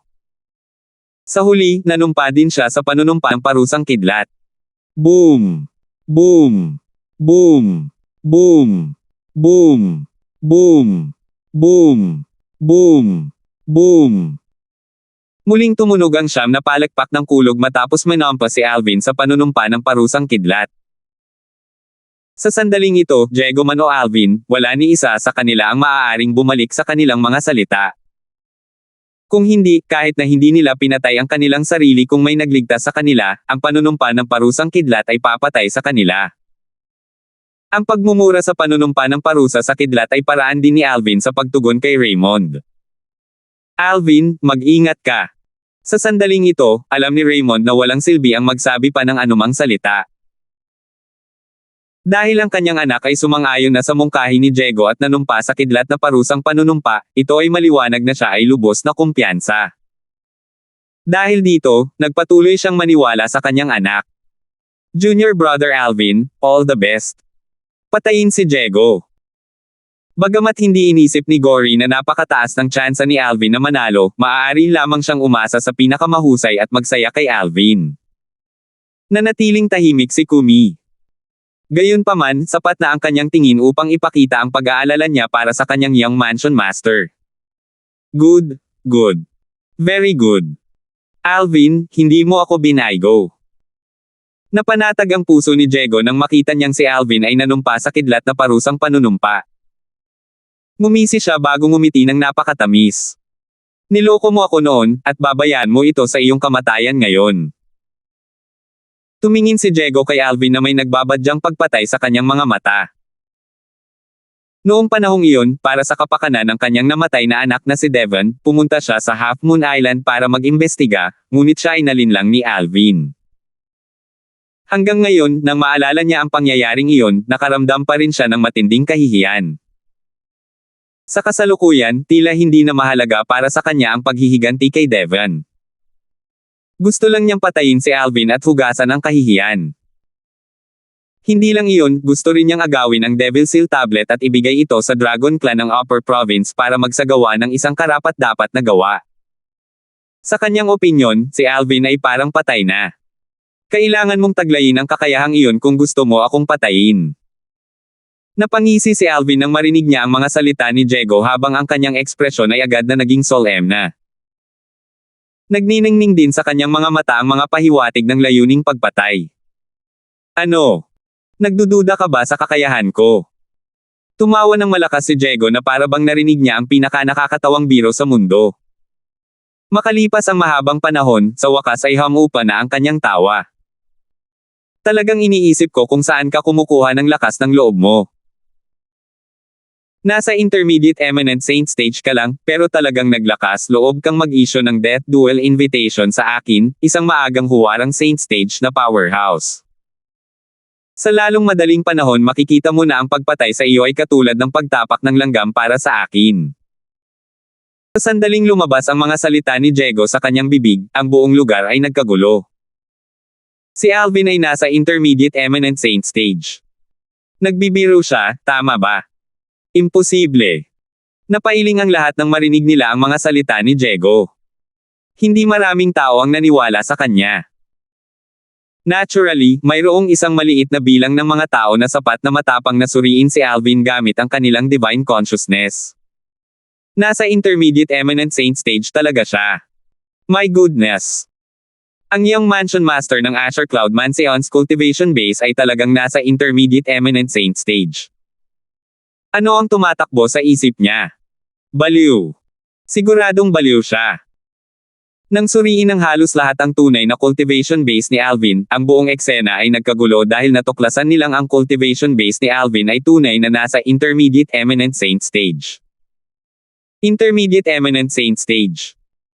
Na-curious si Leader Dugo ng Mountain Shade Black Market at hindi niya maiwasang iabot din ang kanyang divine consciousness kay Alvin. Di nagtagal, natuklasan din niya ang totoong cultivation base ni Alvin. Nasa Intermediate Eminent Saint stage talaga siya. Si Dugo na may karanasan at matalino ay nagulat din matapos matuklasan ang cultivation base ni Alvin. Kasabay nito, ang dalawang deputy leader ng Mountain Shade Black Market na nakatayo sa likuran niya, sina Baltazar at Reynold, ay sinisiyasat din ang cultivation base ni Alvin at natulala rin. Paano ito posible? Kung ang Alvin na ito ay si Alvin mula sa Mystical Sky Mansion, dapat siyang magkaroon ng lakas na hindi mas mababa sa isang powerhouse sa tuktok ng Eminent Saint Stage at iyon ay 1 taon na ang nakalipas. Sa network ng Mountain Shade Black Market, alam na alam nila kung paano pinatay ni Alvin ang grupo ng mga powerhouse ng Mastery Eminent Saint Stage. Nakapatay pa siya ng powerhouse sa tuktok ng Eminent Saint Stage mula sa Dalton Clan sa Mystical Sky Mansion. Dahil dito, nahirapan silang paniwalaan na si Alvin ay isa lamang Intermediate Eminent Saint Stage Martial Cultivator. Huwag mong sabihin sa akin na maaaring bumaba ang cultivation base ni Alvin. Si Reynold ay namangha. Ito ay talagang napakakaiba. Tumango rin si Baltazar. Baka sa mukha niya ang pagtataka. Maraming namumukod tanging powerhouse sa Upper Province ng Dao Martial Saint Land na nagtataglay ng lakas na mas malakas kaysa sa kanilang cultivation base. Bihira lang ang ganoong sitwasyon sa Lower Province, walang pag-aalinlangan na sinabi ni Dugo na nanimbalik ang kanyang katinoan, maghintay lang at tingnan. Ang lakas ni Alvin ay hindi dapat mas mahina kaysa sa Diego. Batay sa kanyang mga salita, maliwanag na may tiwala siya kay Alvin. Ang kanyang lakas ay hindi dapat mas mahina kaysa sa Diego. Sa kanyang cultivation base lang sa Intermediate Eminent Saint stage nag-iisa. Reynold Man o Baltazar, pareho silang hindi naniwala sa mga salita ni Dugo kahit na hindi sila naglakas loob na ipahayag ito. Kung ginawa nila iyon, ito ay katumbas ng pagsalungat sa kanilang pinuno. Wala silang lakas ng loob na gawin iyon. Siya ay isa lamang Intermediate Eminent Saint Stage Martial Cultivator, ngunit talagang naglakas loob siyang magbigay ng death duel invitation sa magiging clan leader ng ating Dragon Clan. Napakatanga. Tama. Ang magiging clan leader ng ating Dragon Clan ay isang powerhouse sa early exemplary Saint Stage. Gaya nga ng sinabi niya, magiging kasing dali ng pagpatay ng langgam para sa kanya ang pumatay ng Intermediate Eminent Saint Stage Martial Cultivator. Nakatakda siyang mamatay dahil sa pagpukaw at pagpapahiya sa isang miyembro ng ating Dragon Clan. Karamihan sa mga miyembro ng Dragon Clan na naruroon sa eksena ay labis na nasa sabik habang nakatingin sila kay Diego at Alvin na nakatayo sa tapat ng isa't isa. Patayin! Patayin siya! Patayin siya! Maraming miyembro ng Dragon Clan na mas mainit ang ulo ang kumanta ng malakas para patayin ni Diego si Alvin. Wala bang pinagkaiba sa pagpatay ng langgam? Naging mas malamig ang tingin ni Alvin, at napangiti siya nang marinig niya ang sinabi ni Diego na puno ng pangungutya at panghahamak. Gusto kong makita kung paano mo ako, ang magiging clan leader ng Dragon Clan, ay papatayin ako tulad ng kung paano mo papatayin ang isang langgam. Ang iyong hiling ay ang aking utos. Malamig na ngumiti si Diego bago siya nagsimulang kumilo sa ilalim ng nagbabantay na mga mata ng iba. Swoosh! Gumalaw ang figure ni Diego na tila nag-transform sa isang kidlat na pumailan lang sa kalangitan habang patungo siya kay Alvin. Hindi niya ginamit ang kanyang buong lakas, ang bilis niya ngayon ay kapantay ng isang powerhouse sa tuktok ng Divine Saint Stage. Sa kanyang opinyon, walang paraan na kayang pantayan ni Alvin ang bilis na ito. Tumawa lang si Alvin nang makita niyang sinisingil siya ni Diego. Napakababa niya ba talaga sa kanya? Sa bilis ng kidlat, ang 79 na Saint Vein sa loob ng katawan ni Alvin ay nagsimulang umikot sa sobrang galit habang siya ay bubulong sa sarili, dahil binigyan mo ako ng pagkakataong ito, hahayaan kita kung hindi ko papahalagahan ang pagkakataong ito. Samantala, lumabas din ang kanyang Sun True Origin. Whoosh! Whoosh! Sa isang iglap, isang pares ng malalaking gininto ang pakpak ang lumitaw sa kanyang likuran. Iyon ay ang Golden Crow's Wings. Kasabay nito, lumitaw din sa kanyang kamay ang isang all-black 3-foot-long spear. Sa kabila ng karaniwang hitsura nito, kung ang isa ay magbibigay ng mas malapit na pansin, ang isa ay makakakita ng 10 halatang palatandaan ng Saint Inscriptions. Isa itong 10 Inscription Saint Weapon. Sa Dao Martial Saint Land, maliban sa Super Saint Weapon, ang Heaven Rank Prominent Saint Weapon ay ang pinakamataas na grado ng isang Saint Weapon. Kung nais ng isang tao na pahusayin pa ang Saint Weapon na ito na umabot na sa limitasyon nito, mayroon lamang isang paraan at iyon ay ang pagsusulat ng Saint Inscriptions. Malaki ang naitulong ng puwersa ng isang Saint Inscription sa mga nasa ibaba ng Divine Saint Stage, ngunit magagamit lang ito laban sa isang powerhouse sa ibaba ng Divine Saint Stage. Sa mga nasa Divine Saint Stage at mas mataas, gaano man kataas ang grado ng Saint Inscription, ito ay magiging Saint Inscription lamang na nagpalakas sa Saint Weapon. Naturally, mas mataas ang grado ng Saint Inscription, mas malaki ang boost. Ang 10 Inscription Saint Weapon ay isang Heaven Rank Prominent Saint Weapon na may nakasulat na 10 Saint Inscriptions. Karaniwan, ang gayong sandata ay maaari lamang isulat ng isang 7-star Saint Inscription Master o mas mataas. Sa Dao Martial Saint Land, ang 10 Inscription Saint Weapon ay maaaring ituring na isang bihirang Saint Weapon. Walang marami sa kanila kahit na sa mga parang third-rate na puwersa. Ang 10 Inscription Saint Weapon na ito sa kamay ni Alvin ay ibinigay sa kanya ng kanyang ama nang umalis sila sa Asher Cloud Mansion sa kanilang paglalakbay patungo sa pugad ng Dragon Clan. Swoosh! Sa sandaling lumitaw ang mga gininto ang pakpak sa likod ni Alvin, lumitaw din ang mga gintong apoy at tumaas mula sa 10 Inscription Saint Weapon. Naglabas ito ng nakakatakot na aura tulad ng araw. 1861. Dumagundong. Dumagundong. Isang malakas na ingay ang umalangaw-ngaw sa himpapawid, tila ba nawasak ang langit. Ang nangyari, ito ay dahil sa pag-flap ng Golden Crow's wing sa likod ni Alvin. Nagdulot ito ng mga bagyo na nagdulot ng mga pagsabog sa hangin. Sa panahon ng kaguluhan, bago malaman ng sinuman kung ano ang nangyayari, sina Leader Dugo, Mansion Master Raymond, at Clan Leader Daslan ay may iba't ibang ekspresyon na lumilitaw sa kanilang mga mukha. Ang ekspresyon ni Dugo ay nakakaalam na parang inaasahan na niya ito. Ang ekspresyon ni Raymond ay isa sa tuwa at sorpresa. Para naman kay Daslan, siya ang may pinakamagandang ekspresyon sa kanyang mukha. Isa iyon sa matinding pagkabigla at hindi makapaniwala. Whoosh! Sa mga mata ng tatlong lalaking ito, isang parang bulalakaw na gininto ang figure ang mabilis na umangkas patungo sa Diego. Ang kanyang bilis ay napakabilis na hindi ito mas mababa sa kasalukuyang bilis ni Diego. Bagamat kasalukuyang hindi ginagamit ni Diego ang kanyang buong bilis, ito ay kapantay ng isang martial o Dao cultivator sa tuktok ng Divine Saint stage. Samantala, ang bilis ni Alvin ay kapantay niya. Di talaga bang intermediate eminent saint stage martial cultivator ba siya? Imposible.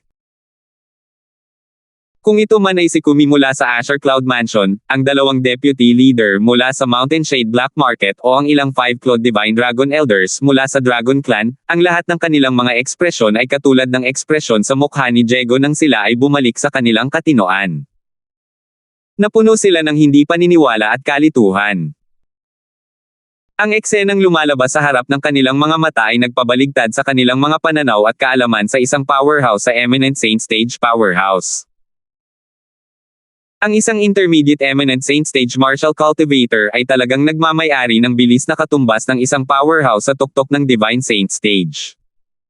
Ito ay isang biro, tama ba? Ito ay isang banal na kakayahang. Naisip na nina Dugo, Raymond, at Daslan ang mga bagay-bagay nang bumalik si Kumi at ang iba pa sa kanilang katinoan. Ang dahilan kung bakit si Alvin ay nagtataglay ng napakabilis na bilis ay dahil sa isang napakakahanga-hangang divine ability. Kung tungkol sa aura na ibinubuga ng enerhiyang lumalabas sa kanyang katawan, ito ay katumbas ng enerhiya ng isang Divine Saint Stage Martial o Dao Cultivator. Sa lakas na ito, ginamit niya ang Divine Ability para bigyan ang sarili ng bilis ng isang powerhouse sa tuktok ng Divine Saint Stage. Ang banal na kakayahang ito ay gumawa ng pag-iisip sa kanilang isipan. Ito ay isang high-grade na kilusan na Divine Ability.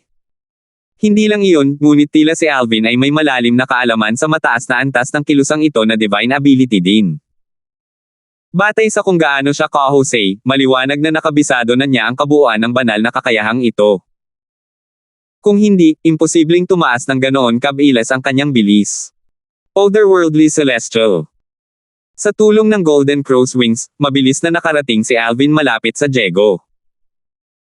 Nang mabawi ni Diego ang kanyang katinoan, at bumalatay ang takot sa kanyang mukha, biglang gumalaw ang katawan ni Alvin. Whoosh! Whoosh! Sa sumunod na sandali, dalawang solidified figure na kapareho ni Alvin ang lumitaw sa magkabilang gilid niya. Hindi lamang iyon, ngunit mayroon din silang isang pares ng Golden Crow's wings at may hawak na 10 inscription saint sword sa kanilang mga kamay. Ito ay isang diskarte ng mataas na uri ng sword type na divine ability, ang Otherworldly Celestial. Mula noong una niyang pinagkadalubhasaan ang Elementary Devouring Tactic, sinubukan niyang makabisado ang Otherworldly Celestial. Noong una, hindi niya inaasahan ang marami. Gayunpaman, tulad ng nangyari, nagawa niyang matagumpay na maunawaan ang Otherworldly Celestial sa maikling panahon. Natural, sa lalong madaling panahon natuklasan niya na naiintindihan niya ang banal na kakayahang napakabilis na salamat sa Sovereign Heart Sword. Ang Sovereign Heart Sword ay ang Supreme Sword Dao Mental Cultivation Method at ang Sword Profundity na nilalaman nito ay katumbas, kung hindi superior, sa martial tactics. Dahil dito, hindi nag-abala si Alvin sa paglinang ng ibang taktika ng militar. Sa proseso ng pag-unawa sa high-grade sword type na divine ability, ang Otherworldly Celestial, natuklasan niya na ang sword profundity ng Sovereign Heart Sword ay may maraming pagkakatulad sa Otherworldly Celestial. Dahil pareho silang magkatugma, ang kanyang proseso ng pag-unawa sa Otherworldly Celestial ay umunlad sa napakalaking bilis. Sa huli, inabot lamang siya ng isang maliit na bahagi ng oras na ginugol niya sa pag-unawa sa elementary devouring tactic upang maunawaan ang otherworldly celestial. Bagamat naintindihan niya ang otherworldly celestial, nasa rudiment stage lang siya at nakakagawa lamang ng 2 clone. Sa kabila ng katotohanan na ang lakas ng clone na nabuo ng otherworldly celestial ay mas mababa sa totoong tao, ang agwat sa pagitan ng kanilang lakas ay baliwala. Ang otherworldly celestial na ginawa ni Alvin sa pamamagitan ng pag-asa sa lalim ng Sovereign Heartsword na malapit sa ikatlong yugto ay maaaring mag-atake na katumbas ng isang natatanging martial cultivator sa Mastery Divine Saint stage. Ang kanyang 2 clone, sa kabilang banda, ay nagtataglay ng lakas na katumbas ng ordinaryong martial cultivator sa Mastery Divine Saint stage. Whoosh!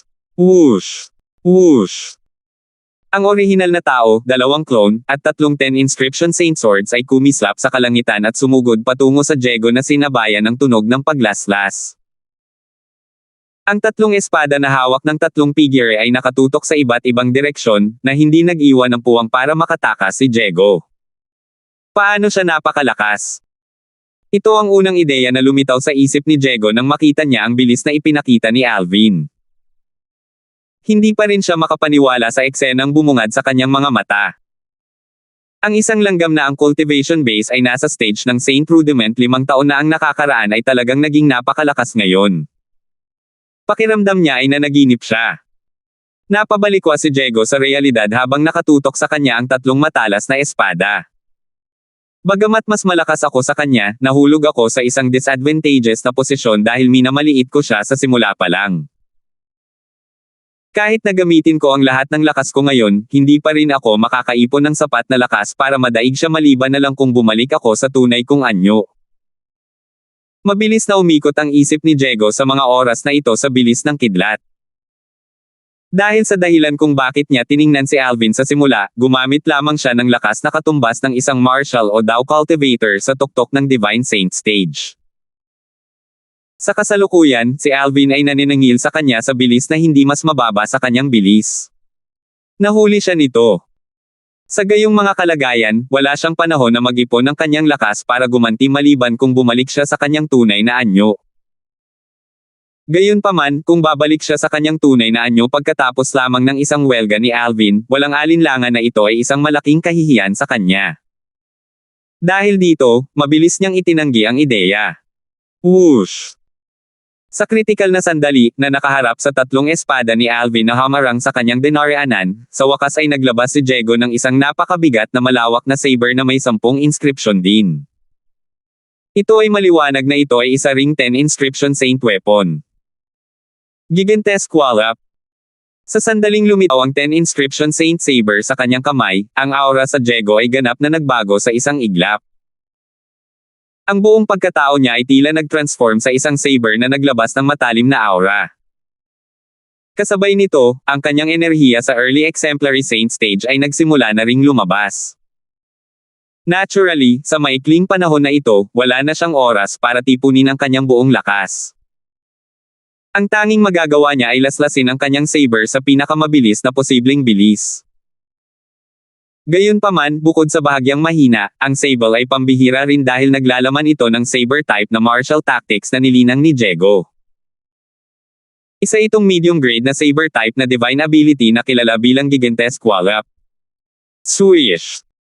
Ang saber ay nalaslas at isang bahid ng saber ray ang bumaril patungo sa direksyon ng ulo ni Alvin na tila ba hihiwain siya nito sa dalawa. Natural, ang target nito ay isa sa 2 clone ni Alvin.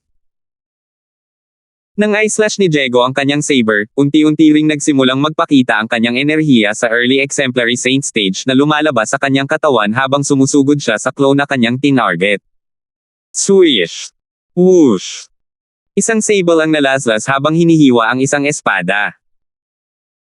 Ang sable ay naglaslas sa clone ni Alvin sa dalawa habang ang espada ay dumapo sa mga balikat ni Jego, nag-iwan ng isang kakilakilabot at madugong sugat sa likod. Swoosh!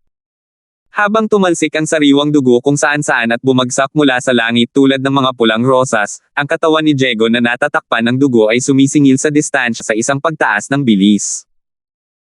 Siya ay tumatakas mula sa pag-atake ni Alvin at ng kanyang natitirang clone. Whoosh! Whoosh! Sa sandaling tatakas na si Diego, natuklasan ito ni Alvin. Siya at ang kanyang clone ay sabay-sabay na umatake habang ang kanilang mga espada ay dumapo sa likod ni Diego. Gayunpaman, dahil nagamit ni Diego ang kanyang bilis sa early exemplary saint stage, hindi siya nagawang masugitan ng mga espada. Iniwan lang siya ng mga ito na may mga light injuries. Hindi sila nagdulot ng anumang banta sa kanyang buhay at hindi nakakaapekto sa kanyang lakas. Whoosh! Whoosh! Sa ilalim ng mapagbantay na mga mata ng iba, si Diego ay tumakas ng ilang daang metro ang layo bago siya tuluyang huminto. Para naman kay Alvin, binawi na niya ang kanyang clone at nakahover na may hawak na espada sa kanyang kamay sa di kalayuan. Ang lahat ay nangyari sa isang kisap mata. Ito ay napakabilis na ang karamihan sa mga tao ay hindi makakita ng malinaw. Gayunpaman, sa sandaling ito, kahit na ang mga hindi nakakakita ng malinaw ay hindi maiwasang mapabuntong hininga nang makita nila kung paano nauwi ang isang banggaan sa pagitan nina Alvin at Diego na hindi nasaktan si Alvin at nasugatan si Diego. Paano ito posible? Ang mga mata ng isang batang miyembro ng Dragon Clan ay naging kasing laki ng mga platito. Baka sa mukha niya ang hindi makapaniwalang ekspresyon. Hindi ako nananaginip, tama ba? Maraming miyembro ng Dragon Clan ang kinurot ang kanilang mga hita o sinampal ang kanilang mga sarili. Noon lamang nila naramdaman ang sakit ay natiyak nilang ang eksenang naganap sa kanilang mga mata ay hindi isang panaginip. Lahat ng iyon ay totoo. Si Alvin ang nanguna sa kanilang unang sagupaan. Isang batang disipulo mula sa isang parang third-rate na puwersa ang bamulong na may tulalang ekspresyon sa kanyang mukha, hindi ba ang Young Mansion Master ng Azure Cloud Mansion ay isang intermediate eminent saint stage martial cultivator? Hindi lamang iyon, ngunit hindi ba si Diego ay isang early exemplary saint stage powerhouse? Maaari bang may magsabi sa akin kung ano ang nangyayari? Talaga bang labanan ito sa pagitan ng isang intermediate eminent saint stage powerhouse at isang early exemplary saint stage powerhouse? Nagbibiro ka, tama. Maraming tao ang nagpahayag ng kanilang mga pagdududa. Natural, ang mga taong ito na nag-aalinlangan ay hindi malinaw na nakita ang banggaan kanina sa pagitan nina Alvin at Diego. Ang mga nakakakita ng mga detalye at ang mga halos nakakakita ng mga detalye ay bumalik sa kanilang mga pandama sa ibang pagkakataon kaysa sa masa. Ito ay dahil nabigla sila sa mga nangyari. Isang mataas na opisyal ng isang quasi-third-rate na puwersa ang Tame Time na nagsabi, ang bilis ng Young Mansion Master ng Azure Cloud Mansion ay katumbas ng isang powerhouse sa tuktok ng Divine Saint Stage. Ang kanyang bilis ay higit na nalampasan ang mga ordinaryong Mastery Divine Saint Stage na powerhouse. Pero, parang may naalala siya, naguguluhan siyang nagtanong, may masasabi ba sa akin kung bakit nasa Intermediate Eminent Saint Stage lang ang kanyang cultivation base ng siyasatin ko? Ito ba ay lakas ng isang Intermediate Eminent Saint Stage powerhouse? Hindi lang siya ang nalilito. Maging ang grupo ng mga matataas na opisyal ng Dragon Clan, kabilang ang clan leader na si Daslan, ay may malungkot na ekspresyon sa kanilang mga mukha. Ito ay dahil sila ay nalinlang. 1862. Ang Young Mansion Master ng Azure Cloud Mansion, si Alvin, ay nasa Intermediate Eminent Saint Stage. Anong biro? Sa lakas na ipinakita ni Alvin kanina, kakaiba kung isa talaga siyang Intermediate Eminent Saint Stage Martial Cultivator. Damn it! Nalinlang tayo. Napakaseryoso ng ekspresyon ni Daslan. Maingat siyang nagkalkula, ngunit ang senaryo na ito ay hindi sumagi sa kanyang isipan. Ang tunay na lakas ni Alvin ay katumbas ng isang powerhouse sa tuktok ng Divine Stage kahit na ang kanyang cultivation base ay nasa Intermediate Eminent Saint Stage noong siya ay sinisiyasat kanina. Hindi lang iyon, ngunit batay sa kanyang obserbasyon, ang lakas at aura na lumalabas sa katawan ni Alvin ay walang pinagkaiba sa isang powerhouse sa Intermediate Divine Saint Stage. Dahil dito, sigurado siya na ang tunay na cultivation base ni Alvin ay nasa Intermediate Divine Saint Stage. Tungkol sa dahilan kung bakit ang lakas ni Alvin ay katumbas ng isang powerhouse sa tuktok ng Divine Saint Stage, ito ay dahil naintindihan niya ang dalawang divine abilities. Bilang clan leader ng Dragon Clan, natural na masasabi ni Daslan na ang dalawang divine abilities na pinagkadalubhasaan ni Alvin ay hindi pangkaraniwan. Isang tibiyang napakakamangha-manghang paggalaw na divine ability na ginawa niya sa simula, kahit na ang sword type na divine ability na ginawa niya pagkatapos noon ay hindi isang bagay na saber type na divine ability, ang Gigantesque Wallop, na pinagkadalubhasaan ni Jego na maihahambing sa mga tuntunin ng grado.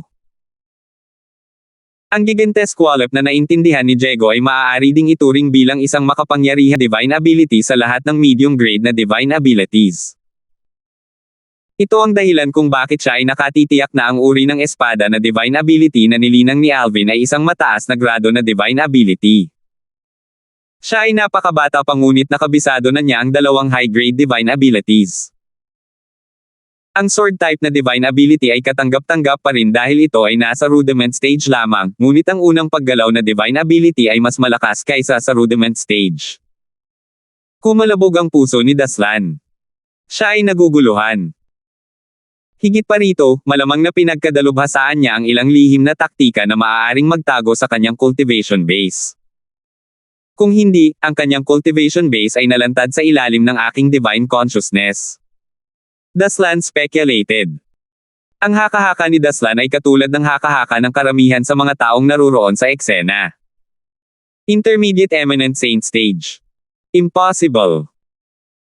Batay sa lakas na ipinakita ng Young Mansion Master ng Azure Cloud Mansion kanina, dapat ay nasa Divine Saint Stage lang siya.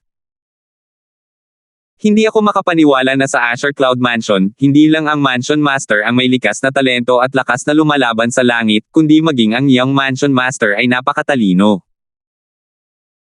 Sa Young Mansion Master na ito, sa tingin ko ay mapapanatili ng Azure Cloud Mansion ang kanilang kaluwalhatian sa loob ng ilang daang taon. Huwag kang magsalita ng mabilis. Hindi pa natin alam kung makakaligtas pa ba siya sa death duel kasama si Jego. May point ka. Ang mga manunood mula sa ibang quasi third rate na puwersa ay ibinaon ang kanilang mga ulo ng magkasama at nag-usap sa kanilang mga sarili. Hindi umalis ang kanilang mga mata kina Alvin at Jego na natigil pa rin sa pagkapatas. Hindi ako makapaniwalang tinago niya talaga ang kanyang kapangyarihan. Seryoso ang ekspresyon ni Berto. Ngayong naisip na niya ito, malamang na sinadya siya ni Alvin noong araw na iyon kasama ang kanyang Eminent Saint Stage Divine Consciousness para iligaw sila nang sa gayon ay maging pabaya si Jego sa pakikipaglaban sa kanya. Natural, ang lahat ng ito ay haka-haka lamang ni Berto. Habang pinag-iisipan niya ito, mas naramdaman niyang kapanipaniwala ito. Hindi lang si Berto.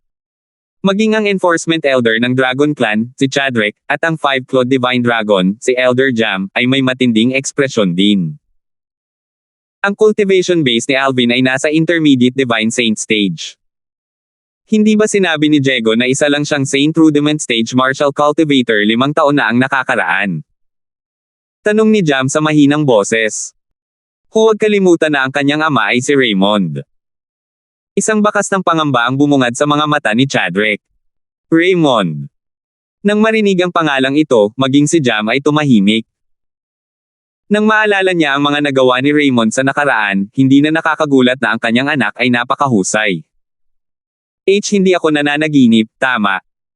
Pinagmamasdan ni Gory si Alvin mula sa malayo habang nakanganga ang kanyang bibig.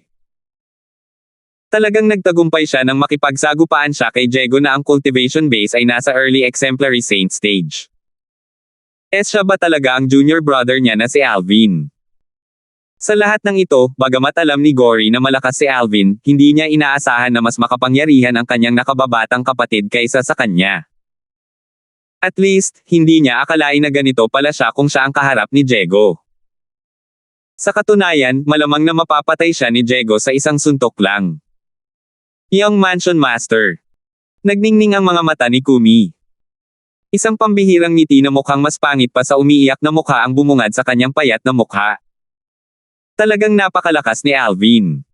Hindi lang iyon, kundi ang banal na kakayahang ginamit niya kanina. Natarantang tinitigan ni Raymond si Alvin. Sa sandaling ito, pakiramdam niya ay parang estranghero sa kanya ang kanyang anak. Pakiramdam niya ay hindi niya ito kilala. Hindi nakakagulat na sinabihan ako ng senior propeta na gawin itong 5 taong kasunduan sa Dragon Clan. Talagang may tiwala siya kay Alvin. Sa sandaling naisip ni Raymond ang tungkol dito, naramdaman niya na medyo gamaan ang kanyang puso. Batay sa lakas na ipinakita ni Alvin kanina, maaaring hindi ito sapat upang talunin si Diego, ngunit hindi imposible para sa kanya na protektahan ang kanyang sarili. Paano ito posible? Ang Mansion Master ng anak ni Asher Cloud Mansion ay talagang napakalakas. Ang dalawang deputy leaders ng Mountain Shade Black Market, sina Feng Buyi at Sandra, ay hindi makapaniwalang tumingin sa isa't isa. Tumingin si Dugo kay Alvin mula sa malayo at bumulong sa sarili, kawili-wili. Ang anak ni Raymond ay talagang hindi mas mababa sa kanya. Siya ang pinakatahimik na tao sa eksena. Sa paglipas ng panahon, unti-unting humihina ang ingay hanggang sa tuluyan na itong tumahimik. Naririnig pa ng isa ang tunog ng ihip ng hangin. Unang nagsalita si Diego matapos makulong sa isang pagkapatas. Malamig niyang tiningnan si Alvin at sinabi sa nakakatakot na boses, "Alvin, hindi ako makapaniwala na tumaas ang iyong lakas sa loob ng 5 taon na hindi tayo nagkita. Gayunpaman, kung sa tingin mo ay kaya mo akong patayin sa iyong lakas, masasabi ko lang sa iyo na nananaginip ka." Daydreaming. Tawa ng tawa si Alvin. Napuno ito ng paghamak. Ano? Hindi ka naniniwala sa akin? Ang puso ni Diego ay lumundag sa galit nang makita niya ang nakakainis na ngiti sa mukha ni Alvin. Huwag kang mag-alala. Agad kong ipapakita sa iyo na ang mahina mong lakas ay wala sa paningin ko.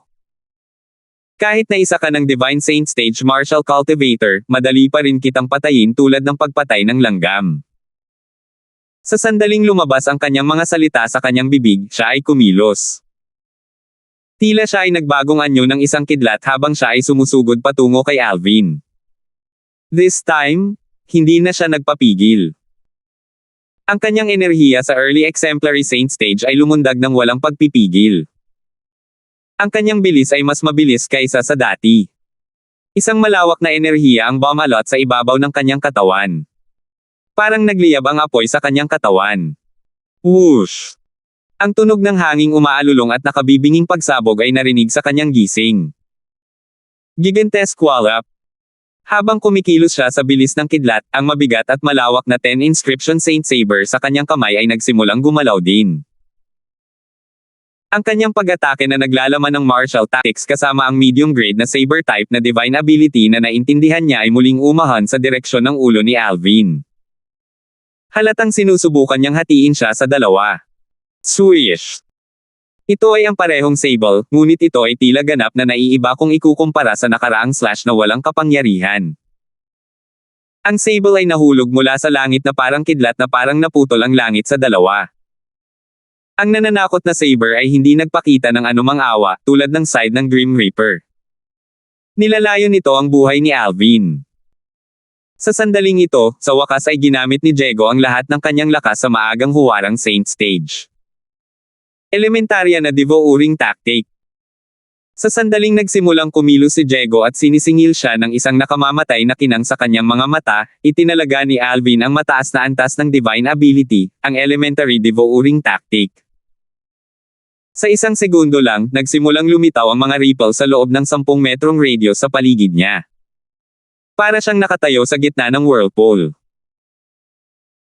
Nang i-cast ni Alvin ang elementary devouring tactic, ang napakaraming heaven and earth spirit energy sa loob ng 10 meter radius ay mabilis na umakyat sa kanyang katawan at sumanib sa kanyang Sun True Origin pagkatapos masipsip ng whirlpool. Ang Sun True Origin ay mabilis ding nagiging mas malakas. Ang heaven and earth spirit energy sa loob ng 10 meter radius ng Alvin ay maaaring ituring na napakayaman. Makakatulong ito na itaas ang Sun True Origin sa katawan ni Alvin ng mas mataas na yugto. Gayunpaman, masyadong matagang pagcast ng elementary devouring tactic at pagsipsip ng lahat ng positibong enerhiya mula sa paligid. Whoosh! Nang si Alvin ay nakapag-absorb lamang ng isang maliit na bahagi ng heaven and earth spirit energy sa loob ng 10 meter radius, ang saber ni Diego ay humahampas na sa kanyang ulo, handa nang putulin siya sa dalawa. Firms. Sa pagharap sa pag-atake ni Diego, si Alvin ay sumangot ng masama. Sa sandaling ito, huminto siya sa pagsipsip ng heaven and earth spirit energy sa paligid. Sa halip, sa isang pitik lang ng kanyang kamay, hinawakan niya ang kanyang espada at nakipagsagupaan kay Diego. Samantala, ang Sun True Origin sa kanyang katawan na napalakas ng husto ay biglang lumabas sa pamamagitan ng kanyang 79 na Saint Veins at inilagay sa 10 Inscription Saint Sword sa kanyang kamay na ginamit niya upang harangan ang 10 Inscription Saint Saber ni Jego na bumagsak. Otherworldly Celestial. Sa isang pag-iisip, muling gumawa si Alvin ng dalawang clone na tumaas sa hangin kasama niya. Ang mga espada sa kanilang mga kamay ay parang mga makamandag na ahas na mabangis na sumugod patungo sa Saber Ray na bumaril mula sa 10 Inscription Saint Saber sa kamay ni Jego. Whoosh! Ang isa sa mga espada mula sa clone ay nakipagsagupaan sa Saber Ray, dahilan upang ito ay bahagyang lumabo. Gayunpaman, ang clone ay nawasak din. Whoosh! Whoosh! Ang tunay na katawan ni Alvin at ang natitirang clone ay sabay-sabay na lumabas. Ang dalawang espada ay pamitik at ang Sun True Origin na lubos na itinaas ng Elementary Devouring Tactic ay bumangon na buong lakas. Dumagundong. Dumagundong. Isang malakas na pagsabog ang umalangaw-ngaw sa hangin, sabay-sabay na umatras sa malayo sina Alvin at Jego. Tulad ng para sa Saber Ray na nabaril mula sa saber sa kamay ni Jego, sinira nito ang isa pang clone. Barf! Magkasabay na umindayog ang katawan nila habang sumusuka ng subo ng dugo. Bahagyang namutla din ang mukha nilang dalawa. Imposible. Ginawa ko ang lahat ng lakas ko, at nabubunot lang ako sa kanya. Bumalatay ang takot sa maputlang mukha ni Jego. Ang mga tao ay hindi man lang nanambalik ang kanilang katinoan. Ang kinalabasan na ito ay isang bagay na hindi sumagi sa kanyang isipan. Ang binata na kinaiinisan niya hanggang sa kaibuturan at sabik na patayin ay talagang napakalakas kaya nagawa niyang gumuhit sa kanya pagkatapos lamang ng 5 taon. Pakiramdam ko ay naganap na ang insidenteng iyon isang buhay na ang nakalipas. Salamat po at sinamahan ninyo ako, ingat lagi mga master.